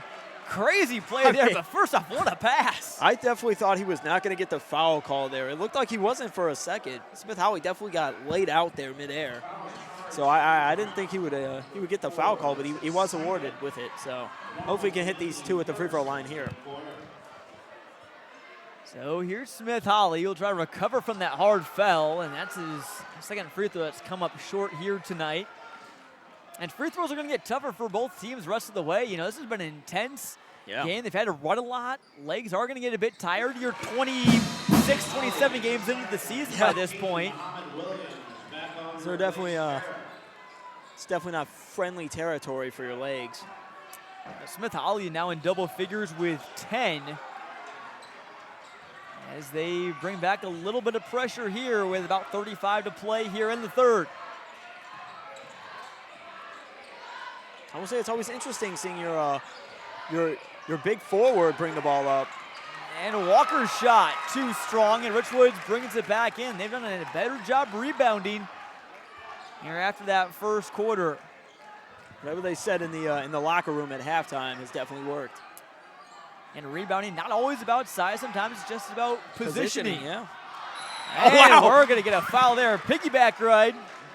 It's Connor Smith hopped on the back of Marion Smith Holly. That was his trial for the football team. I like it. I like it. Showing them that he could be a multi-sport athlete. I like that.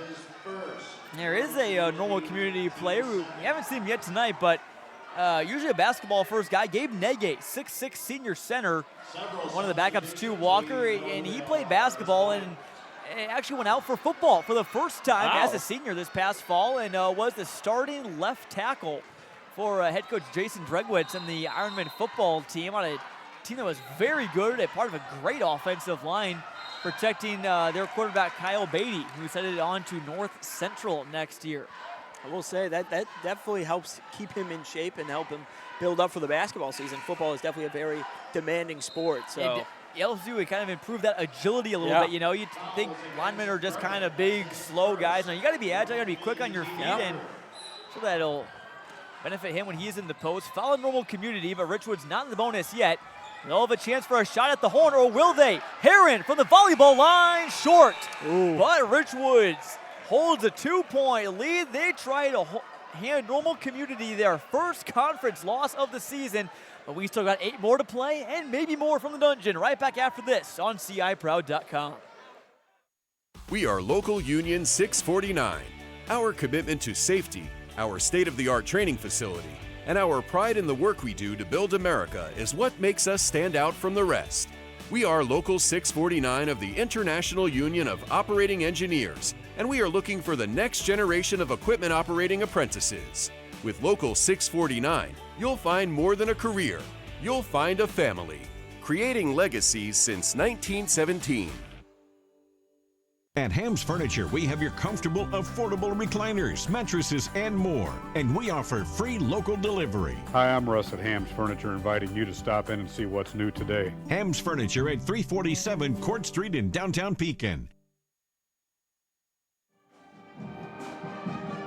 Buckle up, folks. More great basketball and another great finish in Big 12 action coming your way here on CIProud.com. Jonathan Michael here alongside Nicholas Giuseppe, having about as much fun as you can have on a very snowy night here in central Illinois, and wherever you're tuned in, whether maybe you're just down the road in Peoria, maybe you're down in Normal or further away.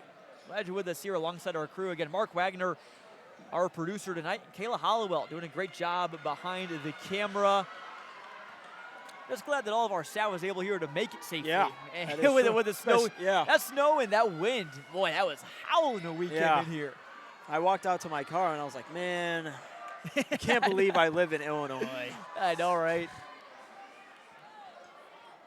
But hey, no, it makes it all worth it when you get to see some great basketball, and we certainly will over the next month or so. Playoffs starting soon. We'll have lots of games coming your way next week on CIProud.com. We got 5 of them lined up, in fact, and while we're waiting around, we'll just tell it to you now. Also, watch out for our social media. We'll also announce them. But on Monday, we will be at the 3A Girls Washington Regional, as Washington will face the winner of Metamora and LaSalle, Peru. The first step in Washington, they hope, is a deep run to state. The Panthers 30-1. Wow. And then also Bloomington and Morris, the other semifinals. So for those of you Twin Cities folks, and tune in and see the Purple Raiders on Monday. Wow, And some as more we get- confusion. And as the, we'll call it administration talks go on, we'll tell you what we're doing on Tuesday. Tuesday, we're going to go back to Mid-Illini hoops as Dunlap will go to Metamora. Redbirds could be looking to clinch a conference title that night. So that will be a big game as they take on Max Sutter and the Dunlap Eagles. Should be a fun one. Dunlap, not definitely. a team to count out despite their record. And then on Wednesday, we got another Big 12 team against the Mid-Illini team. Manual facing Washington boys in a game that was rescheduled from this past Wednesday. Got snowed out. Yeah. So that game will be on Wednesday. Then on Thursday, we'll have that Washington girls regional title game between the winner of Washington's game and Bloomington's game. I will say that thankfully this game has not been snowed out with all the snow. This has been a very good game, so thankful that they played this one. Knights have been in the driver's seat for all this second half so far, albeit by a narrow margin. Smith-Holly, floater off of one hand and brought back in there by Osborne, who had to fend off a diving Smith-Holly for it. He was definitely determined to get that rebound. Burdick over to Osborne. Intensity is invisible, but you can almost see it in this gym. Heron brings in the miss. He now speeds the other way. No numbers. And now slows it down. You cannot guard Heron too closely because otherwise he is going to put you on skates, Nick. Yeah, he has shown that many times this game so far. And Heron puts the ball off of his own skate, not out of bounds, back to the Ironman. I will say, sadly, he has not shot the ball after putting a defender on skates, because I'm pretty sure if he made this place would erupt. Right to his student section, which is shown out in solid numbers tonight. A lot of them wearing pink, about half of them. See him across the way. Burdick facing some trouble, deflected by Heron. Was hoping for an over and back. Big screen set by Walker. Burdick now free into the lane and ties it up. That was a good way to split the little double team that he saw there. Nice lay there from Burdick. He is up to 7, and it's 44 all. Seems that Normal has come out in sort of a man defense here. And it appears to be the case. Here's Bailey on the drive. Drive-in kick. Caldwell right over Walker. Big shot for the transfer from Wisconsin. He gives Richwoods the lead here on his senior night. I always love to get those points on senior night. Always a great place to be. And a near turnover there. Now we're in the corner, off to the left. Well. Volleyball around and into the hands of Walker. A jump ball favors the Knights. I will say, I was going to say, look who it ended up in the hands of, but there was 2 hands right there to grab that ball. You know, sometimes if, you know, you're a team like Richwoods, you're outside on the glass, sometimes that maybe you can even just grab it, just tipping it really helps you. Just play keep away from Kobe Walker more or less. Yeah. Wow.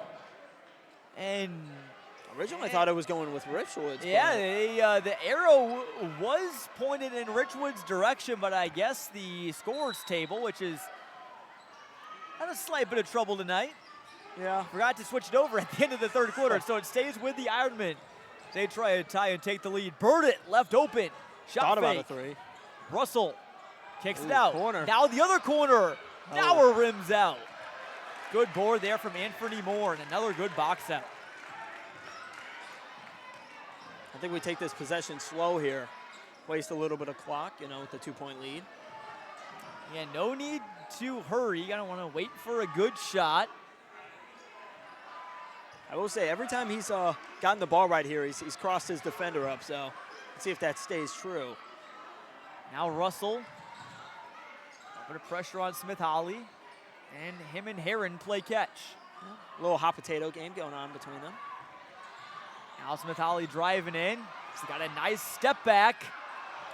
And he turns it over. Burdett up to Russell. In transition. Stops. Layup no good, but Walker's there. 46-46 with 5 to play. Now Smith Holly tried to go for the teardrop. Walker brings it in, and now Walker is really starting to feel it. I will say it's always nice to have your friendly big man down there to corral any miss. They'll go to him again. Caldwell, nice block initially, but you can't stop him twice. Nope. Walker gives Community their first lead of the second half. Moore trying to get big, and Walker fouled him. That's his 3rd. Nice play there from Moore, just being patient and just sensing that contact with that shot fake. Get him out in the air, and then you go up. Yeah, I mean, definitely not something you normally see out of a freshman. I will say most of the time they tend to just go right up. You want to make the big moment and make the big play. Good job there from Moore, whose free throw rattles out. A lot of free throws that have touched a lot of rim and just haven't gone down. I think with the way this rim is, you either swish it or it's like it just rims out. That does seem to be the case. Caldwell and Bailey checked out for Richwoods. And looks like Rickman and I believe Muhammad Williams back into the game. So Moore goes 1 for 2.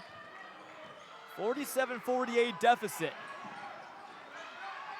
Now numbers here for Community. Lob up to Walker! Wow. It's hammer time! I mean, that is definitely not what you want to see if you're Richwoods. A 3-on-1 with Walker in the painted area. Definitely not what you want to see. You're going to see a dunk 10 times out of 10. Yep. Unless the pass is air-mailed. Walker with his second slam of the evening. And Richwoods now back down 3. Gotta, if you're them, you have to just keep on playing as if you still have the lead, that have that same confidence that you had for all of that second and third quarter. Yeah, I will say they started the second quarter and the third quarter off really hot, and they've sort of kind of lost it here a little bit in this fourth quarter, but there's still time left, almost 4 minutes on the clock. There's definitely some time to make up some ground. Again, yes, very much still plenty of time, but I think about the Walker factor. He's been so big tonight for Community. 19 points, and I'm sure he's up to double-digit rebounds. And we get a foul on Smith Holly. That'll be number 2 on Richwoods here this quarter. And that is his second. I haven't marked it as first, but again, there's a little bit of discrepancy between the scoreboard and what the official foul call is, and also what I have down here on my sheet. With them having to reset the scoreboard, that definitely does not help. Yeah, scoreboard wanted a snow day tonight. Here's Smith for a big 3 that couldn't get it to fall, but Osborne with the weak side board. It will stay with the visitors. I think if you're normal, You either look for a really open 3-ball or you get it to Walker and let him go to work. Community hasn't drained a 3 in quite some time. They had it going early. Yeah. Howard drained one. I think Burdett had one. Connor Smith, I believe, had a 3. Osborne, we saw him extend the floor. But it's been mostly a paint-focused approach on offense for Dave Witzig's crew here in this one. A little bit of motion offense now. Now the Ironmen are going to play pretty patient with it now, it appears. Got that lead, no need to rush. Definitely a little contact there, it looked like. The refs have been letting them play a little bit. Again, it's been a physical game.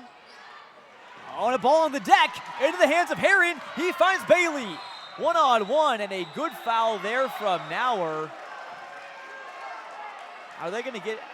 Richwoods wants a clear path foul, I think, but...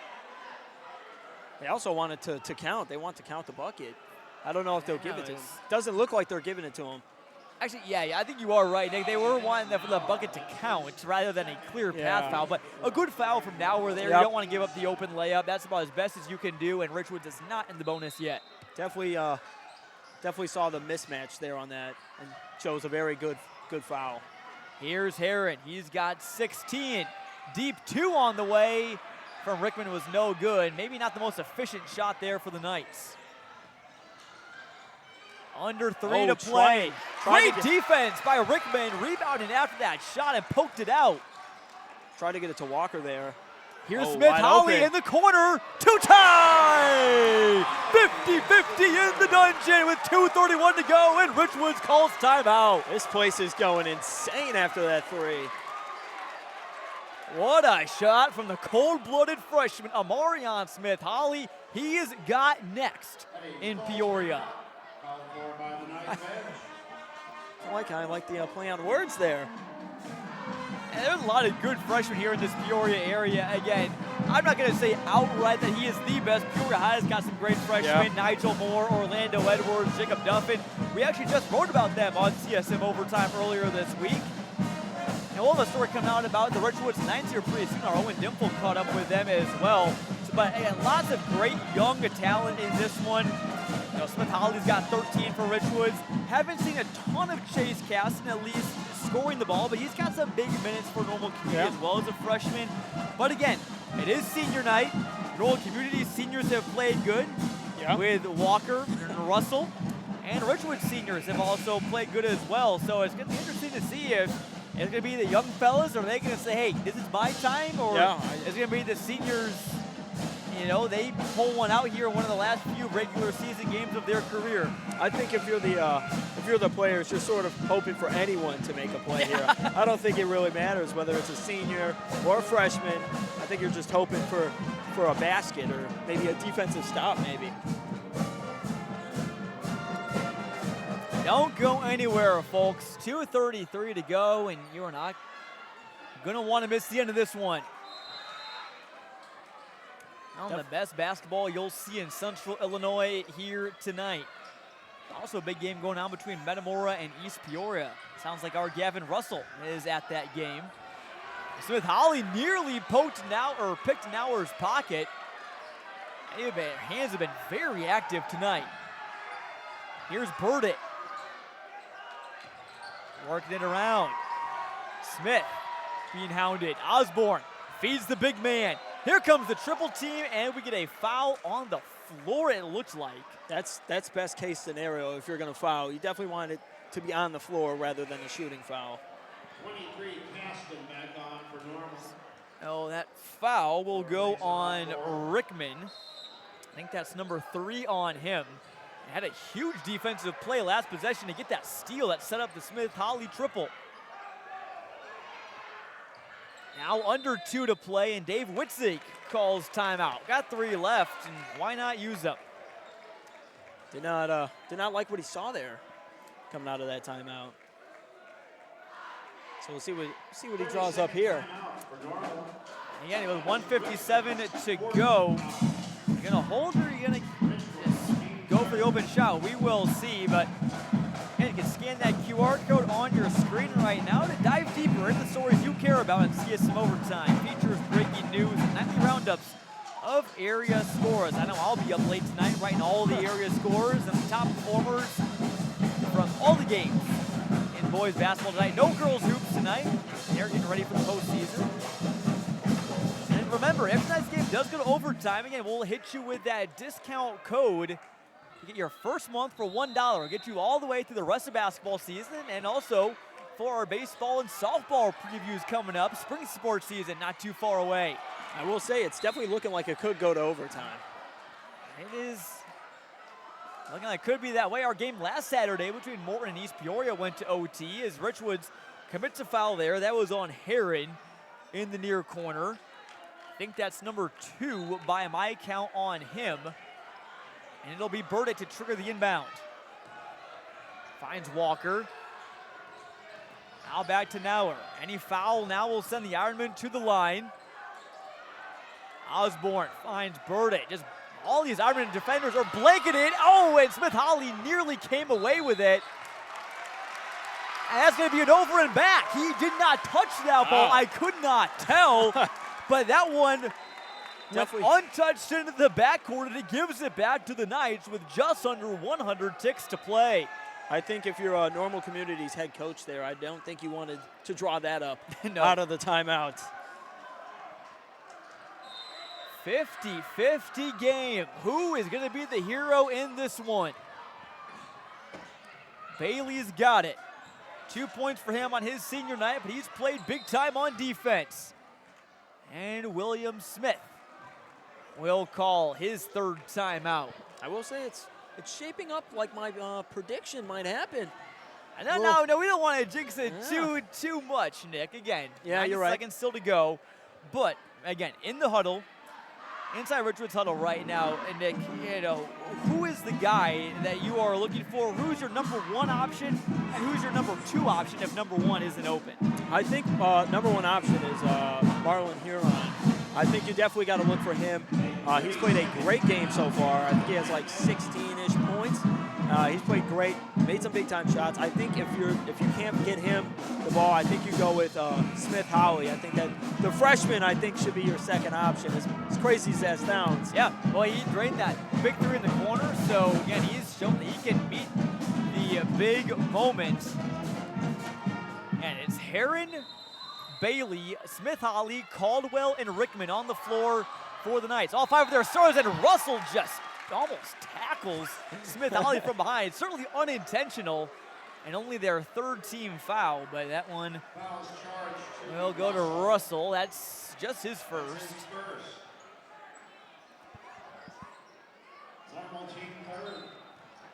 So we'll do it over here again.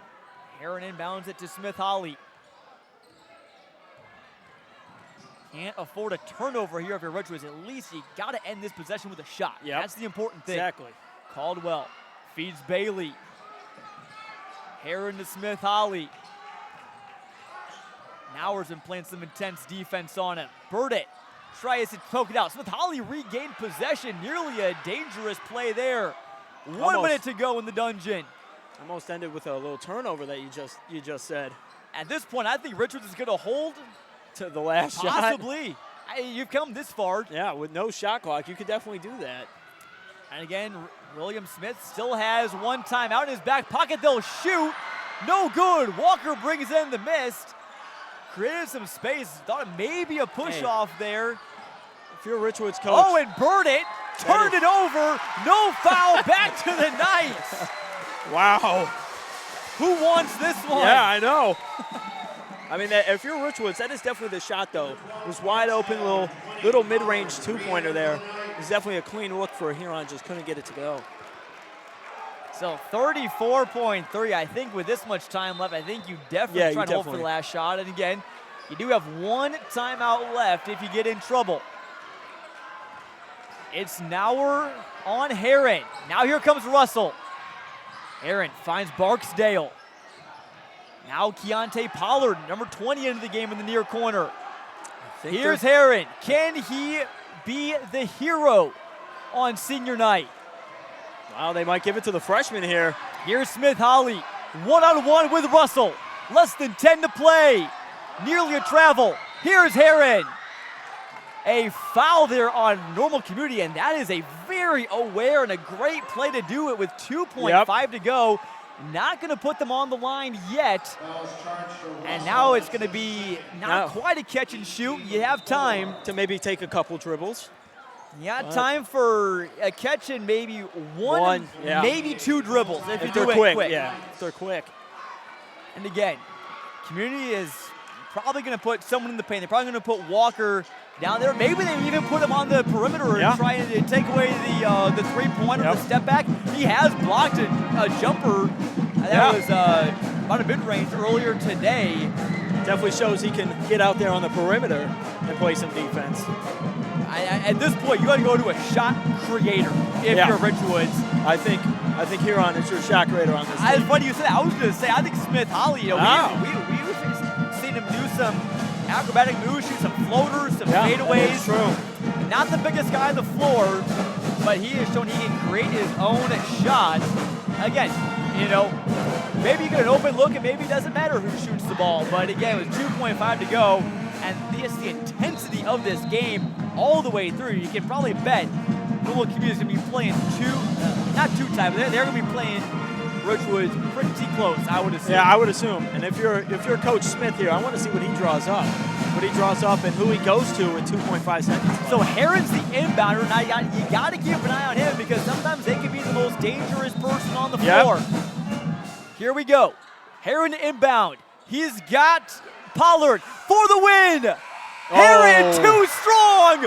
Overtime in Richwoods. The fans are happy, I'll tell you that much. 50-50, we'll play an extra period, and you can get your first month of CSM Overtime for just $1. Use code OVERTIME at clutchsportsil.com. That code is live right now and valid all the rest of the weekend. So tonight, Saturday, or Sunday, again, it's just $1. You'd almost be a fool not to do so. Head over to clutchsportsil.com/overtime. Maybe wait till the end of this one, but again, reminder that code OVERTIME. You got to use that code, and you get your first month for $1. But even after that, it's only about $8.50 or so. Not much more than a carton of eggs at this point. Yeah, I know. But boy, what a game! Herod, almost a hero. A deep shot. Just couldn't get it to fall a bit too strong. Should have knocked on wood. Tough to get a good look with 2.5 to go. Overall, not an awful look there for the Knights. No, I mean, unfortunately it hit back rim, but it was a good looking shot. So Heron's got 19 on his senior night. Walker's got 19 also, or no, Heron's got 16, pardon. Walker has 19 for Community. So back-to-back games in our CSM WMBD Games of the Week that go to overtime. Man, I love basketball, Nick. This is awesome. Hey, well, look at this. Overtime basketball on Valentine's Day. I want to delay those dinner plans just a bit. Smith from way downtown. Walker brings in the offensive miss and just has it stripped by Heron. The determination from him. Definitely showed some strength there on that rip away. And Walker he's gotten the first touch on a lot of boards. He's been challenged for them getting reached in, grabbed on as soon as it touches his hands. I will say they have given him a lot of offensive boards, but they have taken it right away from him as soon as he's gotten the ball. Bailey a nifty little behind the back. Now Heron looking to penetrate, creates, gets his own miss, trying to go back up with it. Holly couldn't quite pull the trigger. I know he definitely wanted to. It was definitely in his mind. Heron. Now over to Caldwell. Walker brings the double, and you're not going to go much of anywhere there.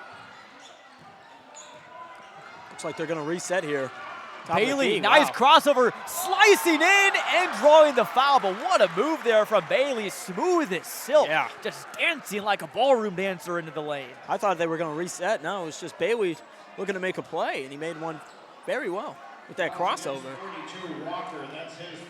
That's on Walker. That's his fourth.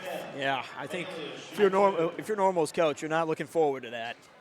No, but I think you're at this point in the game, I think you just got to keep him in, and Bailey misses a free throw.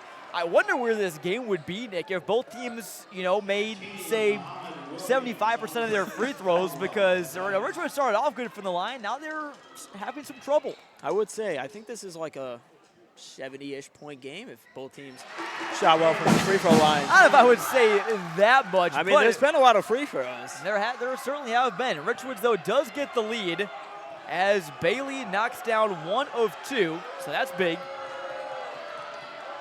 You see this crowd getting into it. Yeah, the band, they're sticking around. Always good to see the band not leave at halftime. They want to see the end of this one. Here's Burdett. He's made for the big moment, and he's fouled by Muhammad Williams. So again, those fouls do carry over into overtime. So that isn't the bonus. Burdett will shoot 2. He's got 7 points in this one hit. Again, game-winning shot against Manual. Had 15 against Metamora, that big win against the Redbirds 2 weeks ago at the Normal West Crossroads shootout. And, he said that all the guys that put in the work last year that maybe didn't play, weren't quite seen on the court that often, they've all been rewarded this year. Yeah. And he has certainly been one of them, one of those players that, like, okay, who's Trey Burdett last year? Now this year, like, oh, that's who Trey Burdett is. That's who that is. And he ties this one up, 51-51. Smith Holly, a nice pass over to Rickman, and they'll reset from around the arc. I'll tell you, Normal Community does not make it easy to get off a good quality shot, but Smith Holly! Yep, a freshman. How about some ice cream on Valentine's Day? He's got the scoop. Yeah, he definitely scooped that one over Walker there. I wonder what his favorite ice cream is with that scoop. He's looking for a mint chocolate win tonight. Burdett driving in gets fouled. And he's got a chance to tie it back up. Seen a lot more aggression here, a lot less shooting. Looking to attack the basket here in this overtime. Again, Normal Community has just been pounding the glass all night. I'm curious to see what the official total is on their points in the paint tonight. Burdett's first is good. He's got 9.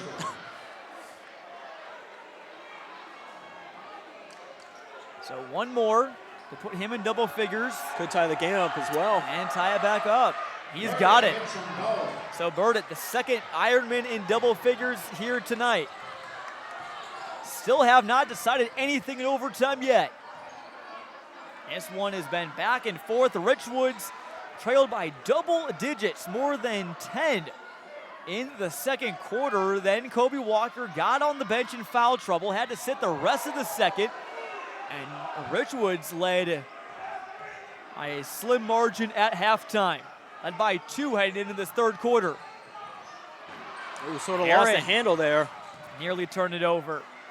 Now 1-12. How patient does Richwoods get here? Bailey was in some trouble. Heron driving in on Walker. No foul called. Walker brings in the miss. And that's going to go on Heron. He just got teed up. A costly mistake for Richwoods. They tried to get Walker his 5th. They called it on Heron, then he lost his cool. And you just can't do that with 1 minute to go in an overtime game. Especially not in overtime, especially with the score being this close. Oh, they're gonna have Walker take these. And Also, a technical foul on 22 Heron. So they had a technical on Heron. He's still in the game, so I think he's got 4 fouls now. Walker knocks down 1 to give the Ironman the lead. Puts him at 20 points. Good game from him. He has been the man and knocks down the second. Now Community gets the ball. If they can score Actually, here. no. So there was the initial foul. Oh, wow. Plus the technical, and they'll get the ball. So there'll be 4 free throws. If you're Richwoods, that is not what you want to see. That is a knife in the heart. You're still in this one. Ooh, and he misses that one. But man, you can live with him getting fouled, you get the ball right back. But the extra 2 free throws plus possession could really come back to bite them. And Walker misses number 2. So I guess buy one, get one free if you're Marlon Herring. I guess the ball really doesn't lie there. There was only a real foul. And again, tough there for Herring, but again, Richwoods still in this one. Timeout called by Normal Community with 1:01 to go. Stop here is crucial for Richwoods. Yeah, and I do feel good, though, for the Knights. They've been very active with their hands. Even if Normal Community doesn't shoot, they've been able to force them into some tough passes, some backcourt violations, you know. Some loose balls. Yeah, loose balls, some offensive rebounds that then get poked out and they go back the other way. So, man, just what a game. Kobe Walker knocks down 2. Definitely a double-double for him. Again, he's just put up such big numbers. When you're talking about the best players in the area, a lot of people will say, okay, you know, LaShawn Stowers from Peoria High, Dietrich Richardson from Manual, Matthew Zobers from Metamora, all great players. And we're making an all-area team, Peoria Blueton normal area. Kobe Walker is 100% on my team. I mean, 31 points, 16 boards against Muhammad Seymour. He's starting for me. 21 points, 11 rebounds against Metamora, had 29 versus Manual, and he just has improved so much over the season. And it's so good to see him get rewarded. He's going to play Division I basketball for the Central Michigan Chippewas next season up in the MAC. Excited to see him hopefully get some minutes as a freshman. And again, Lathan Somerville for Richwoods, he's getting big minutes for Rutgers this year as well. Knights need a stop. Either that or they got a foul, and they do commit one. Or no, that's a call of the timeout there. Witzig called it right in front of his man. I believe that was Smith in some trouble. So again, just in case you didn't see it earlier, and remember, first month of CSM Overtime for just $1. Use code OVERTIME when you check out at ClutchSportsIL.com for all of the best high school sports coverage here in Central Illinois.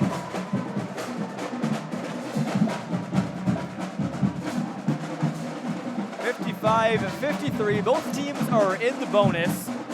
If you're Richwoods, you probably don't want Marlon Herring to commit this foul because he's got 4. Yeah. No one else has 4, though, although Rickman and Caldwell and Barksdale all have 3. So, again, you know, if Richards has to foul him a bit more, you do got to be wary about, you know, who is committing those and who can stay in the game. I think if you're Richwoods, I don't think you want to foul right away, but definitely a foul might be needed because they'll probably hold the ball here if I had to imagine. Definitely have plenty of time to try and play for a turnover before it gets too deep. By the way, another good game going on right now. Metamora and East Peoria close in the 4th, but this one you're not going to want to miss. Ball is on the deck. Richwoods has the possession arrow. It's a jump ball. Well, they definitely played for the turnover there, and they got rewarded with a jump ball. Good awareness. You know, William Smith, I'm sure, told his team in the timeout, hey, fellas, we have got the jump ball. You can just force one, just get your hands on it. Yeah. Ball comes back to us. So after what looked like almost a death sentence for Richwoods, you know, the foul, the technical in possession. They got some life here. Normal Community only scores 2 out of what could have been a potential 7 points on that trip. Smith-Holly for the lead. Too strong. Barksdale fight for the board. We're going to get another jump here. It goes back to the Ironmen. I mean, if you're Richwoods, that's a good open 3 look. Unfortunate that it rimmed out, but that's a good clean look there. And from Smith-Holly, who's hit some good shots tonight, Anthony Moore checks out for the Knights. Nauer will inbound it for Normal Community. Walker at midcourt. Now runs up, calls for it, and they inbound and go to Burdett. I think you could still play for a little jump ball here. They do have possession. Yeah, he went right back to them. Yeah. You can play for a jump ball here. Burdett crossing over Muhammad Williams, driving baseline and got fouled by Craven Bailey. And nothing against Burdett, again, very fine player for Normal Community, but not a terrible foul because he has missed a couple from the stripe tonight. See if he can knock both of them down here. Make it a 2-possession game. Would be huge. And knocked down both his last trip, though, so he's made plenty of appearances there tonight. That one barely drew the iron. That's tired legs coming into play right there. It's the overtime legs. Always interested by the normal community free throw. They always have one guy go for the boards. Kobe Walker. I guess it's the only guy you really need out there. More often than not, they've came away with those offensive boards. So you've got to box out here if you're Caldwell. Walker, you cannot allow him to grab this miss. If he does miss, and he does, into the hands of Bailey. So Burdick goes 0 for 2, and Richwoods still has life. Here's Bailey into the lane, off the glass, and in! Wow. Tie game again! Craven Bailey with 10 seconds to go. Timeout, Richwoods. Wow, that takes some guts there to take that over Walker. Woo, mama! Man. Hey, well, you were talking about the 5 overtimes earlier. We might be greeted with at least 2 here tonight. 55-55, and what a big bucket for the senior Craven Bailey in his last home game here at the Dungeon. Such an athletic player, such a welcome addition to the varsity squad for Richwoods this season. And that's one of the biggest shots that he has hit all season long. That's a tough one to make, coming in with that much momentum, and still trying to kiss it nicely off the glass, not throw it off there too hard. Hey, well, you know what they say, big-time players make big-time plays, and he surely made one right there. There are, I think, all 10 players on the floor for either team. I think all have that clutch ability to make that shot. I mean, really, this game has showed the true depth of these teams and how just well-rounded and deep they are. We've seen them play fast-paced. We've seen them play banging bodies in the post. I mean, these are two very versatile teams that can play different types of games, and that is really big going into the playoffs. So Nauer will inbound. Richwoods will bring some pressure. If you're Richwoods, you definitely don't want to foul here. No. Make them give up a shot at least. Here's Nauer. He'll bring it across the timeline with 5, with 3. He's in trouble. Finds Burdett for the win. Off the mark. Double overtime. It looked good off of his hands. Trey Burdett just a couple of revolutions too strong. And it will take, I got to do the math here, 40 minutes at least to decide a winner in this one. Our first double overtime game of the year here on CSM. Hey, I'm so glad I've gotten to call this game. It's been a heck of a game. What a response from Richwoods. I mean, again, after that technical on Herod, it looks like things look very dark for them, but that great shot from Bailey. Normal community, again, missed opportunities at the line, but again, later this one it gets more and more. You understand the business more because these players are, I mean, even though these teams have gone, 1, 2, 3, 4, 5, 6, 7, 8, 9 deep. Everyone's gassed. Everyone's tired, And the longer you go, the more tired people get. So I will say the band has been active all 5 periods so far. Overtime for them too. Overtime for the cheer squad here and the dance team as well. Again, same with the fans. Yeah. Again, I think this will be the final basketball game in the Dungeon. No, this will not be. There will be a 3A girls regional here being played next year. So this will not be the Dungeon's curtain call this season, but great way to end the regular season. Always a wonderful venue. Love coming here. And, a lot of history in this place. See lots of, state banners. Richwoods 3rd place state banner from last season. Lots of state titles run by the girls team, which is one of the most successful in IHSA history. And this place gets loud. Yeah, for sure.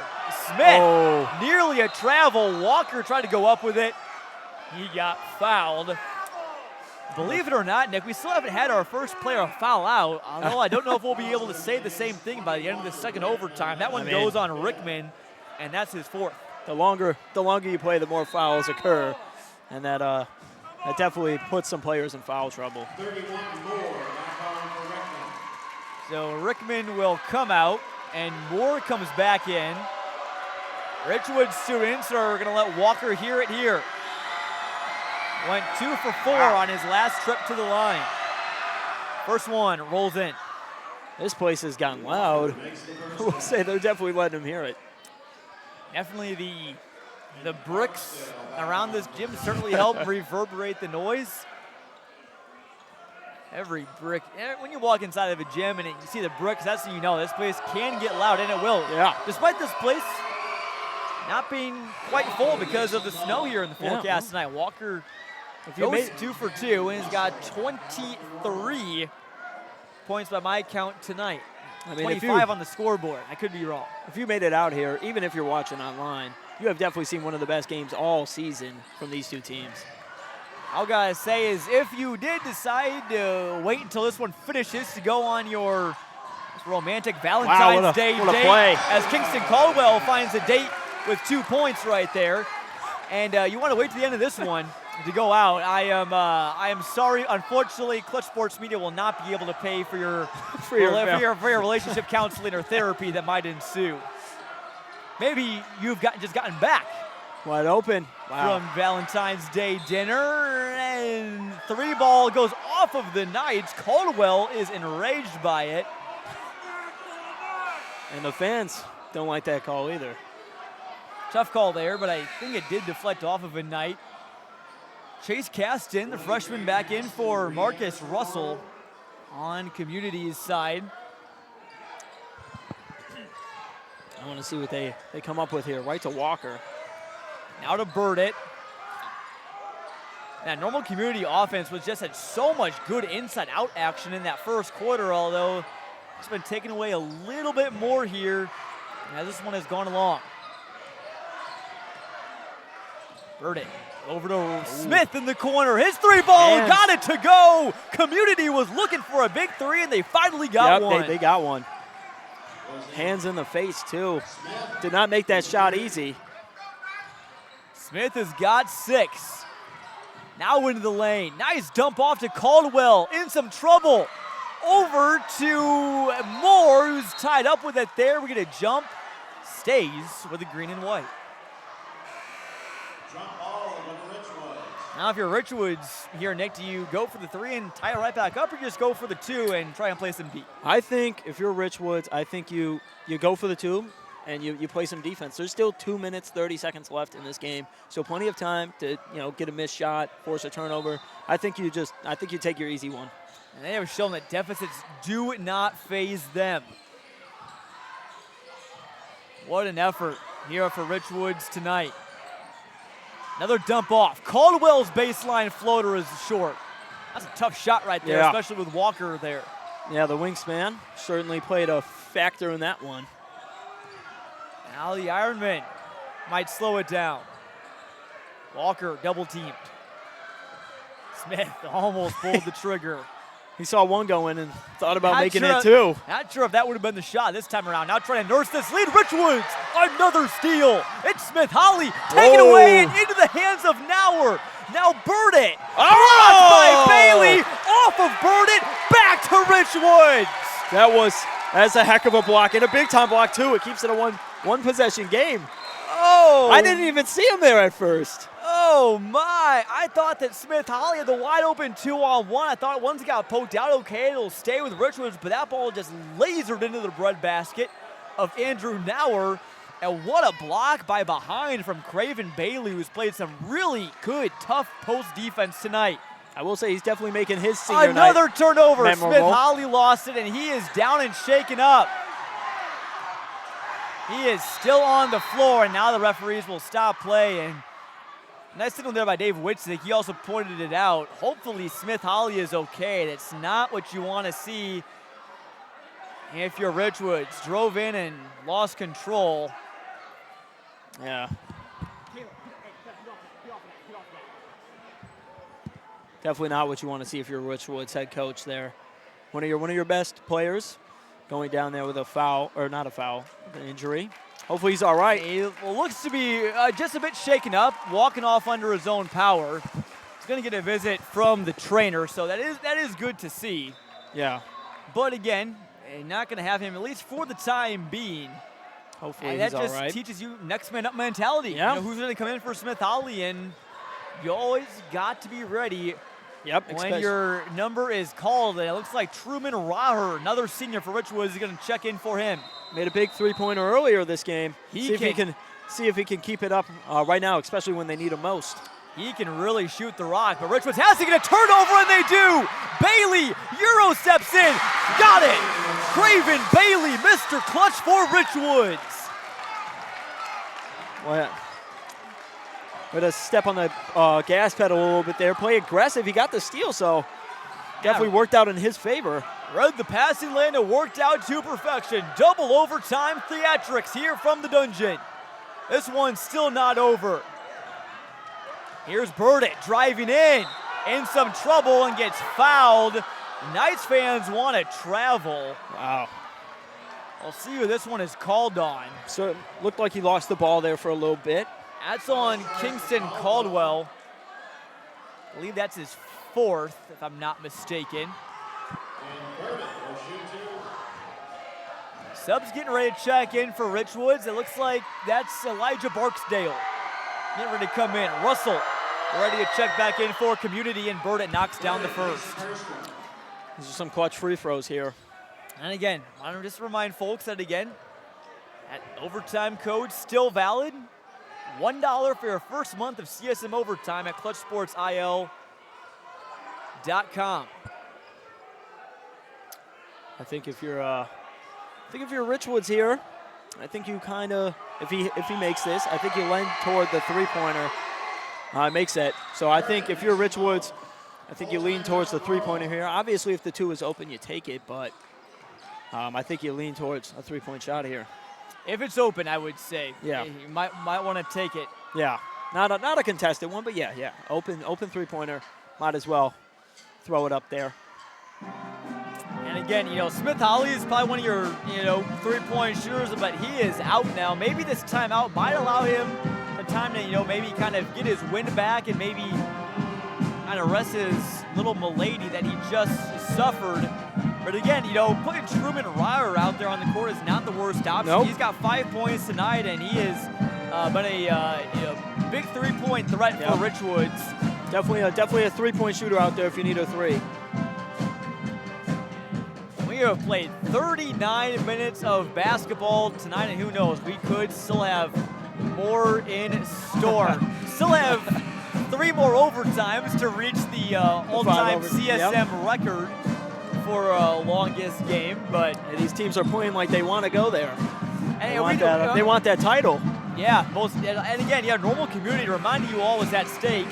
Ironmen are undefeated in conference play. A win would secure no worse than a tie for the conference title. And they'll wrap up their Big 12 slate against Normal West 1 week from tonight. They'll also travel down to Cardinal Ritter, a St. Louis powerhouse down in Missouri on Tuesday. So an interesting matchup coming up for the Ironmen. Richwoods will be in action tomorrow against Kankakee at the Danville Shootout. That's going to be a tough one. Tough shot. Almost. Off the mark, but tapped back in by guess who? Craven Bailey. He's had himself a wonderful senior night. And I will say, it was nice to see Smith Howley back out there. Good to see that injury didn't do too much to him, and he was able to go back out on the floor. They will actually credit that bucket to Elijah Barksdale, but potato. It's a 1-point game again. That time, sometimes it's better be lucky than good, and they just kind of tipped it right back up and happened to hit that perfect spot on the glass. And that was not an easy tip in either. No, most definitely not. Nick, there was an interesting quote I came across that William Smith, the head coach of Richwoods, told our Latif Love in our team preview before the season on CSM Overtime. He said, our goal this season is to get better every single day in practice and not look at last season as a barometer of where we have to reach. He didn't want to put last year, all that success, it was great, he enjoyed it, but he wanted to just put it behind him and say, this is a new team ready to make their own mark. Yep. And, Richwoods, compare them all to last year's team all you want. This statement that they're putting on tonight, win or lose, against one of the state's top teams in Class 4A, is really encouraging to see, and they will be a player in that 3A regional in a week and a half from now. And I expect to see them make some noise down there as well, maybe get a few wins. Yeah, they'll face off against East Peoria regional semifinal. That one will be a dandy, as Ironman will try and get this thing across the timeline. Now where the ball handler has been busy tonight. He's also been pressured pretty hard. Muhammad Williams fouls Burdett. Didn't look like he mean to. Yeah, it looked like he just wanted to stop him right there. So now we get to see the offense-defense substitutions because Moore, Smith, Holly, and Raher getting ready to check in for the Knights. And it looks like Russell, a standout defender for the Ironmen, who has only scored 1 point tonight, but has been playing some good defense. Will come back in. That's just knowing your role and playing it to the best of your ability.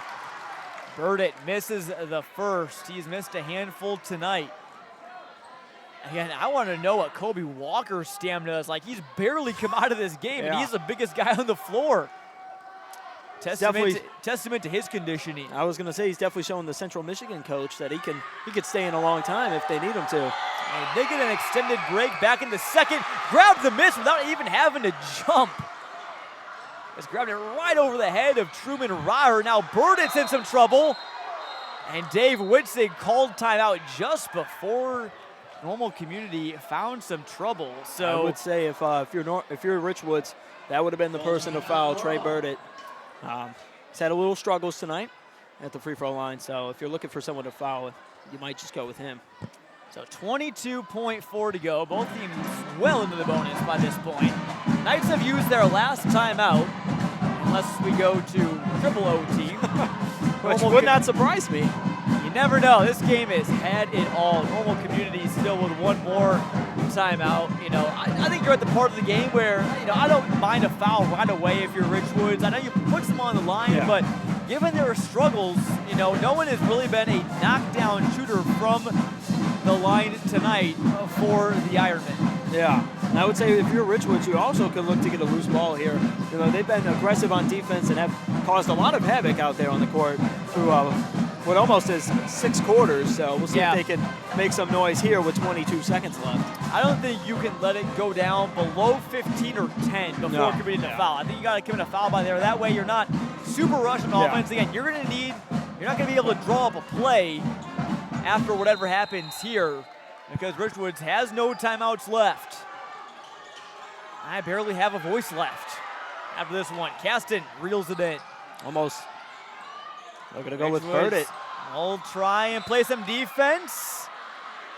They are going to go with Burdett. And they fouled him. Again, Muhammad Williams didn't want to. You can see the despair on his face covering his head.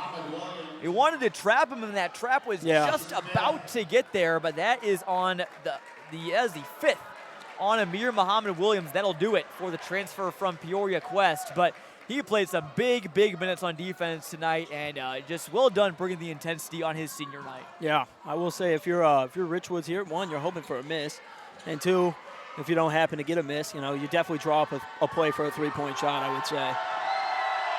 Burdett's first. Rolls in. Surprising. That rim looked pretty friendly on that one. Got the roll that time. Again, you have to get this board if you're the Knights. And he missed the second. 2-point game. Here comes Richwoods. Can they force a third overtime? Smith Holly off the glass and in! 63 all. Here comes Community. Clock is running. Smith. Timeout, Normal Community. 5.1 to go. Wow. Omarion Smith Holly says this one's not over. With the way this is going, unless, Normal Community makes this shot here, we're going to third overtime. This is now going to be the 3rd potential time we see a buzzer beater, and both times have been very close. Yeah. Now, we talked about it for Richwoods. Who do you go to? Now, if you're a Community, who do you go to? Wow, that's a good question. I think your go-to is obviously Walker, if you can get him the ball. But if you can't get him the ball, because they've been trapping him all game, I think you go with Trey Burdett. I think you live with his shot. I know he has struggled a little bit from the free throw line, but he could definitely knock down the 3 or a mid-range. Maybe get him off the line. Maybe that'll help. Yeah. And Burdett's got 13. Walker has got 23 by my count, 25 on the scoreboard count, but we'll confirm after the game. Either way, but a monster game for him. The only question is if you inbound it to Walker, the referee's going to swallow their whistle. With 5.1 to go in a close game, you never know. You can, depending on the ref, sometimes they'll only blow it if it's clearly obvious. I would say if you're the refs here, I think you let them play out. If if there's an obvious foul, though, you should call it. But I think you give a little leeway with 5 seconds left in this game. I think if you're a community, you might just want to end this on a jumper. You may even want to. The free throw line's been a shaky place for both teams involved tonight again. So Iron will have to go the length of the floor. They called that timeout while they were still in the backcourt. It'll be Noward inbound. A little bit of a box set for the Ironmen. It is Burdett and Walker on that backside, closest to their basket. And then Caston and Smith in front. They set a screen. They go to Caston with 4 across the timeline. The freshman for the win. Oh. No! Triple overtime. 4 more minutes and 63 all. I will say, if you have watched all of this game, if you had plans for Valentine and you have watched all of this game, you might want to cancel them or postpone them even longer. Oh, my word. Triple overtime here in Richwoods. We're going to step aside here for a quick break and come back from the dungeon. Don't go anywhere. More basketball after this.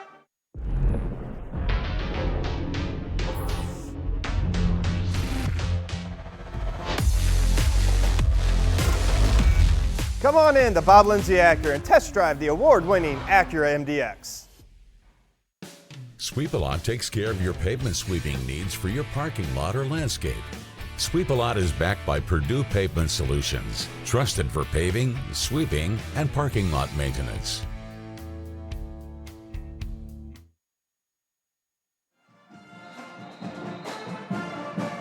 Triple overtime. How often do you see that? Not very often. I will say, like I said before, they might be going for the record here, 6 overtimes. Well, you don't get it very often, but you can get overtime quite a bit here on our Clutch Sports Media's Games of the Week here on WMBD's website, Central Illinois Pro. I want to thank them and all their partners involved, like you just saw, for helping make tonight's broadcast possible, as well as our fantastic crew keeping it going through. Now it's going to be, if I had to still do the math here, 44 minutes of basketball. Yeah. Kayla Hollowell on camera, Mark Wagner behind our computer. Walker wanted the slam, got fouled from behind by Barksdale. He might get some big minutes here in this third overtime. Yeah, with everyone being tired, foul trouble, he could definitely see a decent amount of minutes here with these 4 overtime, with the 7th overtime. Oh, man. Walker's first, got it to go. Walker makes the first one. It's super impressive that he is still in the game. He's still got 4 fouls. Yeah. If you're Richwoods, I'm saying, hey, attack this guy. 4 fouls for a long time. 8 to 10 minutes now. Try and go at him. First one comes up well short. Or second one, rather. Barksdale brings in the miss. I bet Richwoods doesn't mind putting Walker at the line because then he's less of a threat to get an offensive board. Yeah, that is true. That's one way to look at it. A tough shot for Smith Holly and rejected by the Ironman's length. And a big factor in this one. Now it fires over to Burdett. Now they'll go inside. Caston. Ooh, I think. And Richwoods can't believe it. I don't know. I thought he had all ball. He at least had part of his hand on the ball there. I'm not an official, so I can't speak on this, but I thought he had a majority of the ball at least on that one. Whether it was all ball or not, I'm not entirely certain. But either way, Caston will shoot 2, and will, in all likelihood, still be a 1-score game. Caston, I think that's his first trip to the line, and knocks it down. New person to the line here. Normally, we're used to seeing Trey Burdick or Walker go to the line. Yeah, they have been fouled quite a bit. Caston goes 2 for 2. Nice looks there from the freshman, and now a 3-point lead. That seems that's been as far as the Ironmen have been able to get it here in this second half plus overtime. Richwoods has played amazing basketball when they have been down. You know, the start of this game, they were down, what, like 15 points? About, yeah. And they've battled back to 3 overtimes. Yeah, Bailey and Smith Holly have just been the guys to go to. 2 of them, 2 clutch buckets have come from Smith Holly. One's come from Bailey. He got poked, and that's going to be a foul, I believe, on Burdett. So it will send the Knights to the line. That will be Burditt's second. Number 5, Burditt, that's his second. So it'll be Bailey to shoot. Bailey, a good three-point shooter, shoots well over 40% from deep. That one, It's the first. Looked good off the hand, and the ball did not lie there. Anthony Moore comes in for Keontae Pollard, junior for the Knights. Going to be a big player for them next season. And the gym quiets. Bailey shoots, comes up short, batted around. What a big rebound there from Walker. Sort of batted around a little bit. Nearly lost it. Ironman still hold on to their possession. Triple overtime here in Richwoods. Every time we're here, it seems like we just see the most classic games. Caldwell tried to draw the charge, and the layup is good from Caston. I will say in this third overtime, we have seen the freshman step up here and make some big plays for Normal. Says, you know what? I'll be the one to maybe send us home. Barksdale gets it to fall, and it's back to a 1-point game. You had to know it was coming. The way this one's going. I should have guessed that something was going to happen there on that possession for Richwoods. Barksdale's got 7 for Richwoods. Heron still got the team lead with 16. And fouled out. Ball's on the deck. Burditt steps into a deep three. Comes up short. Smith Holly comes away with the board. Now he loses it. Back to Burditt. Foul called. Who is it going to go on, though? I don't even know, actually. Because it looked like Smith Holly got tripped, and then Burditt got it back, and then Smith he Holly got tripped up Burditt. Yeah. I think that's going to go on Smith Holly. It will. That's his third, I think, and you hear the boo birds come out. I was going to say, and the fans definitely letting the refs hear about this one. Our Mark Wagner on the sticks, our producer, even though that it really doesn't matter how many fouls you keep on going past 5, he's been keeping track of Richwoods' fouls. They've committed 16, but again, that also includes the first overtime, the second overtime, and now this overtime. Burditt gets 1 to go. He's got 14 points tonight. I mean, if you'd like to know how many fouls your team has committed, Mark has certainly helped you out here by keeping track. And Burditt goes 2 for 2. Big Those are trip some to the huge line free there. throws. I will say they have kept up their 60-point streak with these. Yeah, they're up to 70, and Richwoods tosses it away. A costly mistake. Let's see how Richwoods plays a little bit of defense here, what they decide to do. I think possession arrow is in favor of Richwoods, I believe. I feel like we've seen the same overtime period now 3 times in a row. Richwoods is down to a 3-point deficit. And a foul there. Caston goes back to the stripe. Not a player you want to foul right now. But, Richwoods goes up by 3, and it looks like Community's going to maybe ice it, and then they miss some free throws. Richwoods gets a big bucket, and we head on to another overtime. So we'll see if that trend continues. Or, Caston could make this a 5-point game. Would be the Ironman's biggest lead, possibly since the second quarter. Yeah, I mean, this is some big free throws right here from the freshman. Went 2 for 2 last time. This time goes in. Makes that one. That is a huge free throw because that makes it a 2-possession game. Obviously, unless there's an and 1 3-point shot, then. Gives a lot of confidence, I bet, to Dave Witzig, showing that your freshman can make some plays, especially in crucial moments, He's now got 8 and a couple buckets here for Community. 5-point advantage, and Richwoods now really needs just to score something. Bailey finds it over to Caldwell, driving in on Walker, got the roll. Good, fast first step from Kingston Caldwell. Showed very well with the pump fake there on that 3-pointer. Got his defender in the air and made a nice layup. 72-69, 1 minute to play, and we are in triple overtime. The Knights have more magic on senior night. I think you play for a jump ball here or a turnover. I don't think you foul just yet. They do have the possession arrow, and they've used it to their advantage earlier tonight. Lauer now guarding Burditt. And they almost got a jump there. Back to Burdett. Now under 40 to play. 3-point game. You don't want to play the foul game, but I think you have to. And Truman Rao realized it with about 30 seconds to go when he fouled Burdett. Normal Community did a great job of wasting some clock there. Wasted about 30 seconds off the clock with that one. Let's see if Trey Burdick can hit these shots. And now Burdett, I feel like going off of recent memory, it's going from a player that, I was going to say a player that you don't want to, player that you do want to foul, now to a player you don't want to foul. But he misses the first. Door still cracked open. Yep. Can still play for a 2 if you're Richwoods. Oh, and he misses wow. the second. Now maybe a 3 might become a little more tantalizing for the Knights. They do have a timeout. Over to Caldwell. Driving in, get some contact. Good play there. That's a pretty solid outcome. Yeah. I think if you're Normal Community, I think if you want someone at the line, I think it's either Walker or the freshman. They've showed that they can hit some free throws tonight.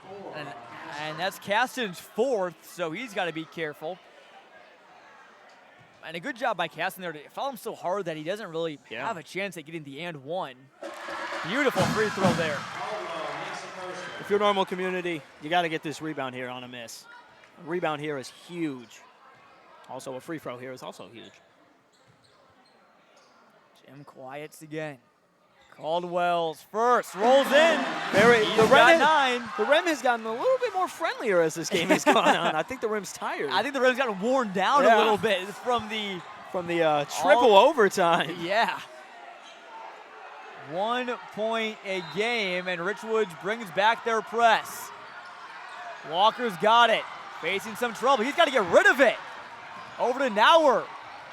Ironman called timeout. I think they got it off after he crossed half court. It was close. It was close, yeah. I'm going to be very curious to see where they use a football term, spot this ball. And they looked like they might have been in some trouble, might get a 10-second call. Yeah. But Nauer did get across the line before 10, so if this is spotted in the backcourt, Dave Wichtig may regret this timeout. But again, only 12.5 to go. Richwoods, I think, got to go for a quick steal, a very quick trap. If you don't get it, I think you got to foul right away. Right away, yep.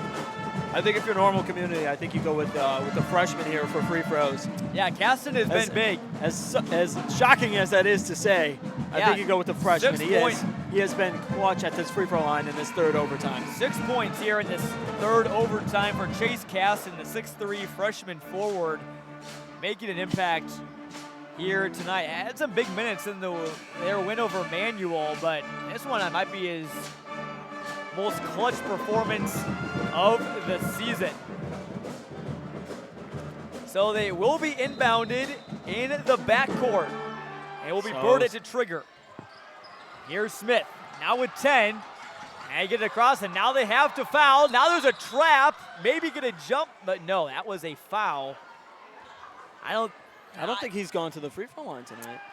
That is, Connor Smith. He drained a big triple, I think, back in the first or second overtime. One of the two. Beats me whenever it was. One of the two. And misses the first. Wow. So this is a huge one now for Connor Smith. Was their number 2 returner coming into the season alongside Walker. And he made it, but Richwoods iced the kicker, to say with the football analogy. Gotta love football. They give you a lot of terminology that you can use in all sports. So now, what's going through the mind of Connor Smith? You made that one, but it doesn't count. Now you got to sit back. You got to spend some time away from the free throw line. I think. Now, whatever happens after this free throw, Richmond's going to have to go down the court. They're going to have to get a quick shot off. Yeah. Well, the one thing I want to make a note of, and one thing I watch a lot of basketball, I see people do too often, is they shoot a contested and tough shot with about 2.5 seconds to go. Now you don't want to let the clock expire way too long, but you don't need to get trigger happy. No, exactly. You can release a shot with 1 to go or under 1 to go. Yeah. And so again, you don't want to force something, but you're going to have to get something up. Definitely don't want to shoot. Don't want to shoot too early, but don't want to shoot too late. Yeah, and I bet it would most likely be maybe Smith, Holly, or Caldwell to take the shot. But Barksdale also drained that 3 too. Maybe he's an option. Truman Ryer also on the court for Richwoods, and he can bang it from deep. He could definitely shoot. Big one here for Connor Smith. And he missed. Off the back iron. Richwoods can win it here. Smith Holly brings it up. Drives in. Into the lay-in. Did they call a foul? I think they did. It goes on Smith. Whoa. And Smith Holly will have a chance to win it from at the free throw line with 0.7 to go. If you're a normal community, that is not what you wanted to do there. What a job by Smith. You could just see it was so poised. You could tell what was going through his head. You say, hey, this is my moment. I can make it happen. I'm going to drive the lane. And now he gets 2 free throws. The first one's good. We will either head to a 4th overtime, or this game could be over. Or the freshman will win it on senior night. Hey, if you're a freshman on senior night, you've definitely made your mark. Here we go. For the win. Possibly. No! Comes up short! 4 overtimes in the dungeon! Oh! This game cannot get any better. Smith Holly, 1 for 2 at the line. And these tired legs are just, I mean, they gotta feel like it's just logs at this point. I'm surprised we have not seen some of the backups come in so these guys can get a little bit of a rest. 72-72. If someone would have made, and I don't mean Smith Holly, I'm not singling him out, but if anyone from either team would have made just 1 free throw, this game could have been over. This one's over, but no, it's not to be. More basketball to come from Richwoods. Honestly, I wouldn't have it any other way. Let's keep on going. I will say, though, going. I want to make this noted here, since it is Valentine's Day. If you had plans for this game or after this game started, it's now looking good for them. You know, we might still be going by the time people go to bed. Yeah, for Valentine's Day. Hey, we might be. Man, what a game! Well, look at the leading scorers for you. Kobe Walker has got 25 unofficially for normal community. Now, Smith Holly has now got Richwoods' team lead. He's got 18, playing some big minutes with Herring fouled out back in the 4th quarter. Trey Burden has 15 for the Ironmen. Kingston Caldwell with 9 for Richwoods. Craven Bailey's got 8. Terrell Brown has 8 for normal community. Caston's got 8. Owen Osborne's got 7. And Smith Holly dived to save it. And it will go back to normal. Glad to see he's still on the court after getting shaken up there back in, I believe that was the 1st overtime. Yeah, that sounds about right. I'm really starting to. That sounds about right. It's all starting to blur together now. And I don't think he's come out very much in these overtimes either. Oh, if you tuned in tonight on CI Proud, you picked the best game that we have seen at Clutch Sports Media all season long. Here's a rebound. Bailey was trying to get it to Rotter. He said, pick it up. I would have double dribbled there because I think he kind of went over with it. Awkward situation there. And Rotter checks out. Again, Kobe Walker still in the game for community with 4 fouls. He gets double teamed. Back out. Smith, another deep 3. Wow. He's got it. Connor Smith. He has hit a lot of clutch triples in these overtime periods. He's feeling it now. He's daring Bailey to challenge him, nodding his head. Caldwell trying to get Walker his 5th. A valiant effort. And the possession arrow favors normal community. I will say, if you're Richwoods, you did want to get that jump ball there, because now you can play a little bit more aggressive here, knowing you have the jump ball.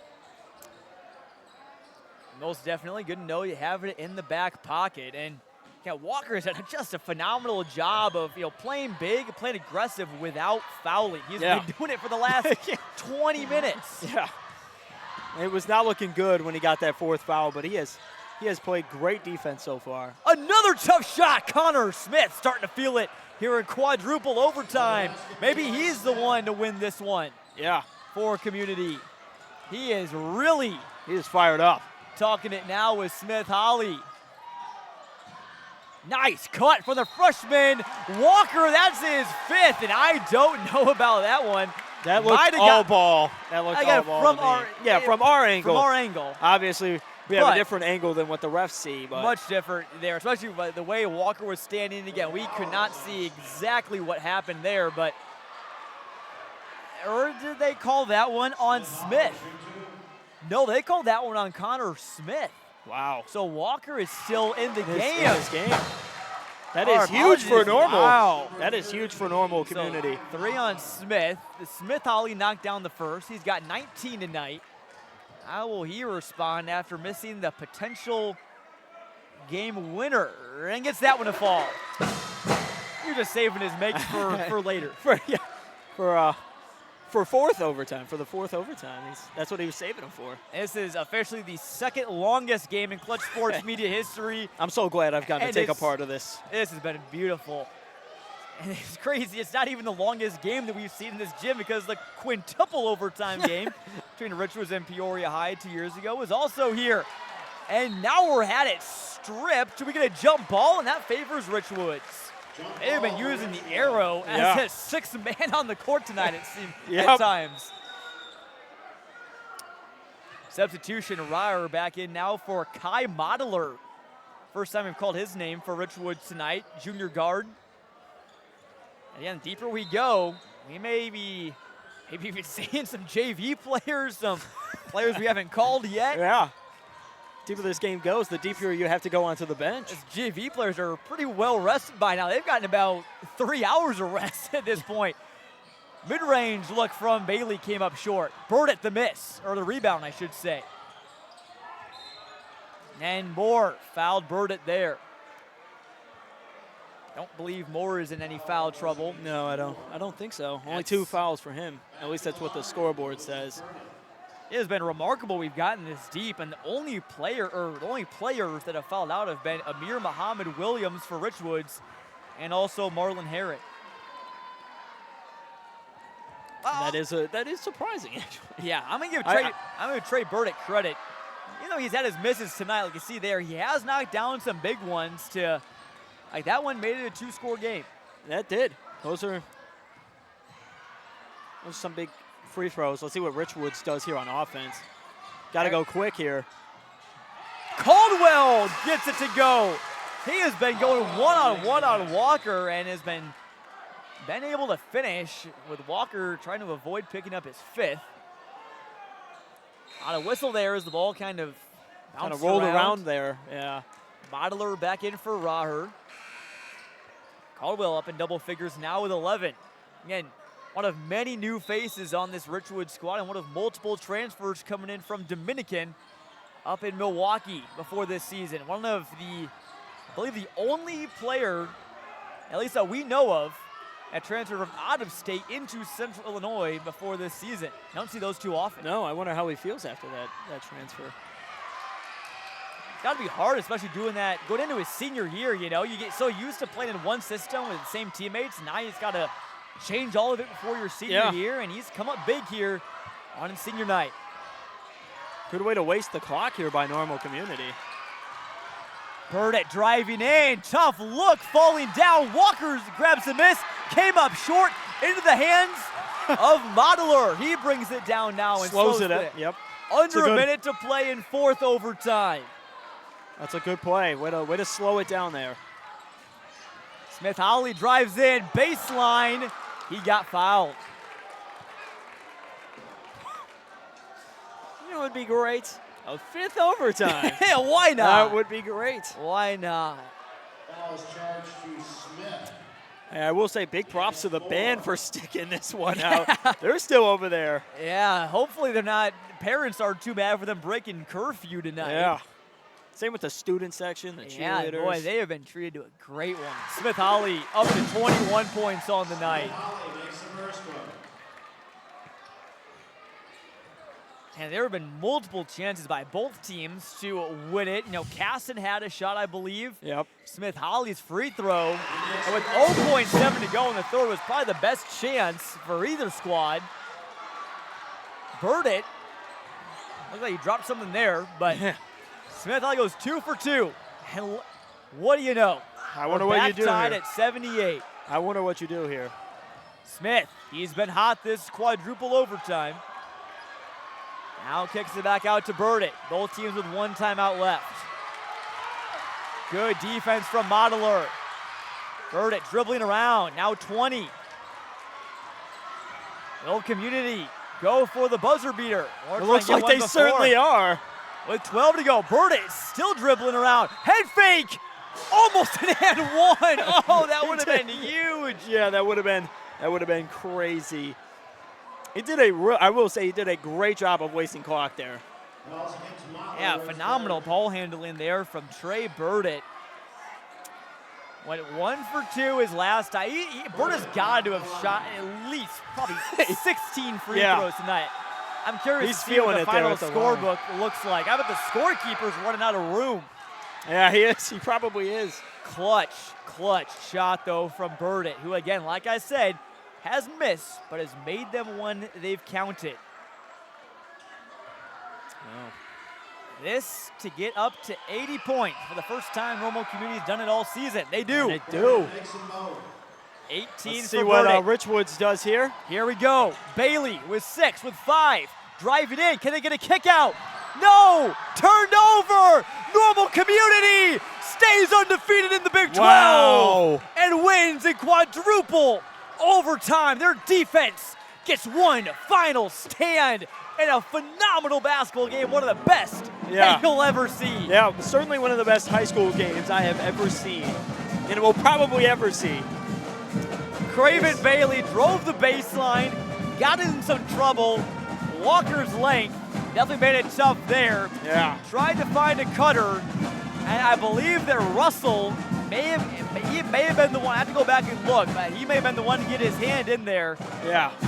And the ball bounced around. Richwoods couldn't grab it. And a gut-wrenching way to lose on senior night, given how hard they fought, how much adversity they overcame. A double-digit lead. They come back, nearly win it. They fall just short, but what an effort for the Knights. Yeah, I will say, they looked like they wanted that 5th overtime for the way this overtime was playing. Just unfortunate, that sort of coughed up the ball there at the end and couldn't get a shot. But it was a great game. Someone was going to have to win sooner or later, and it was Normal Community.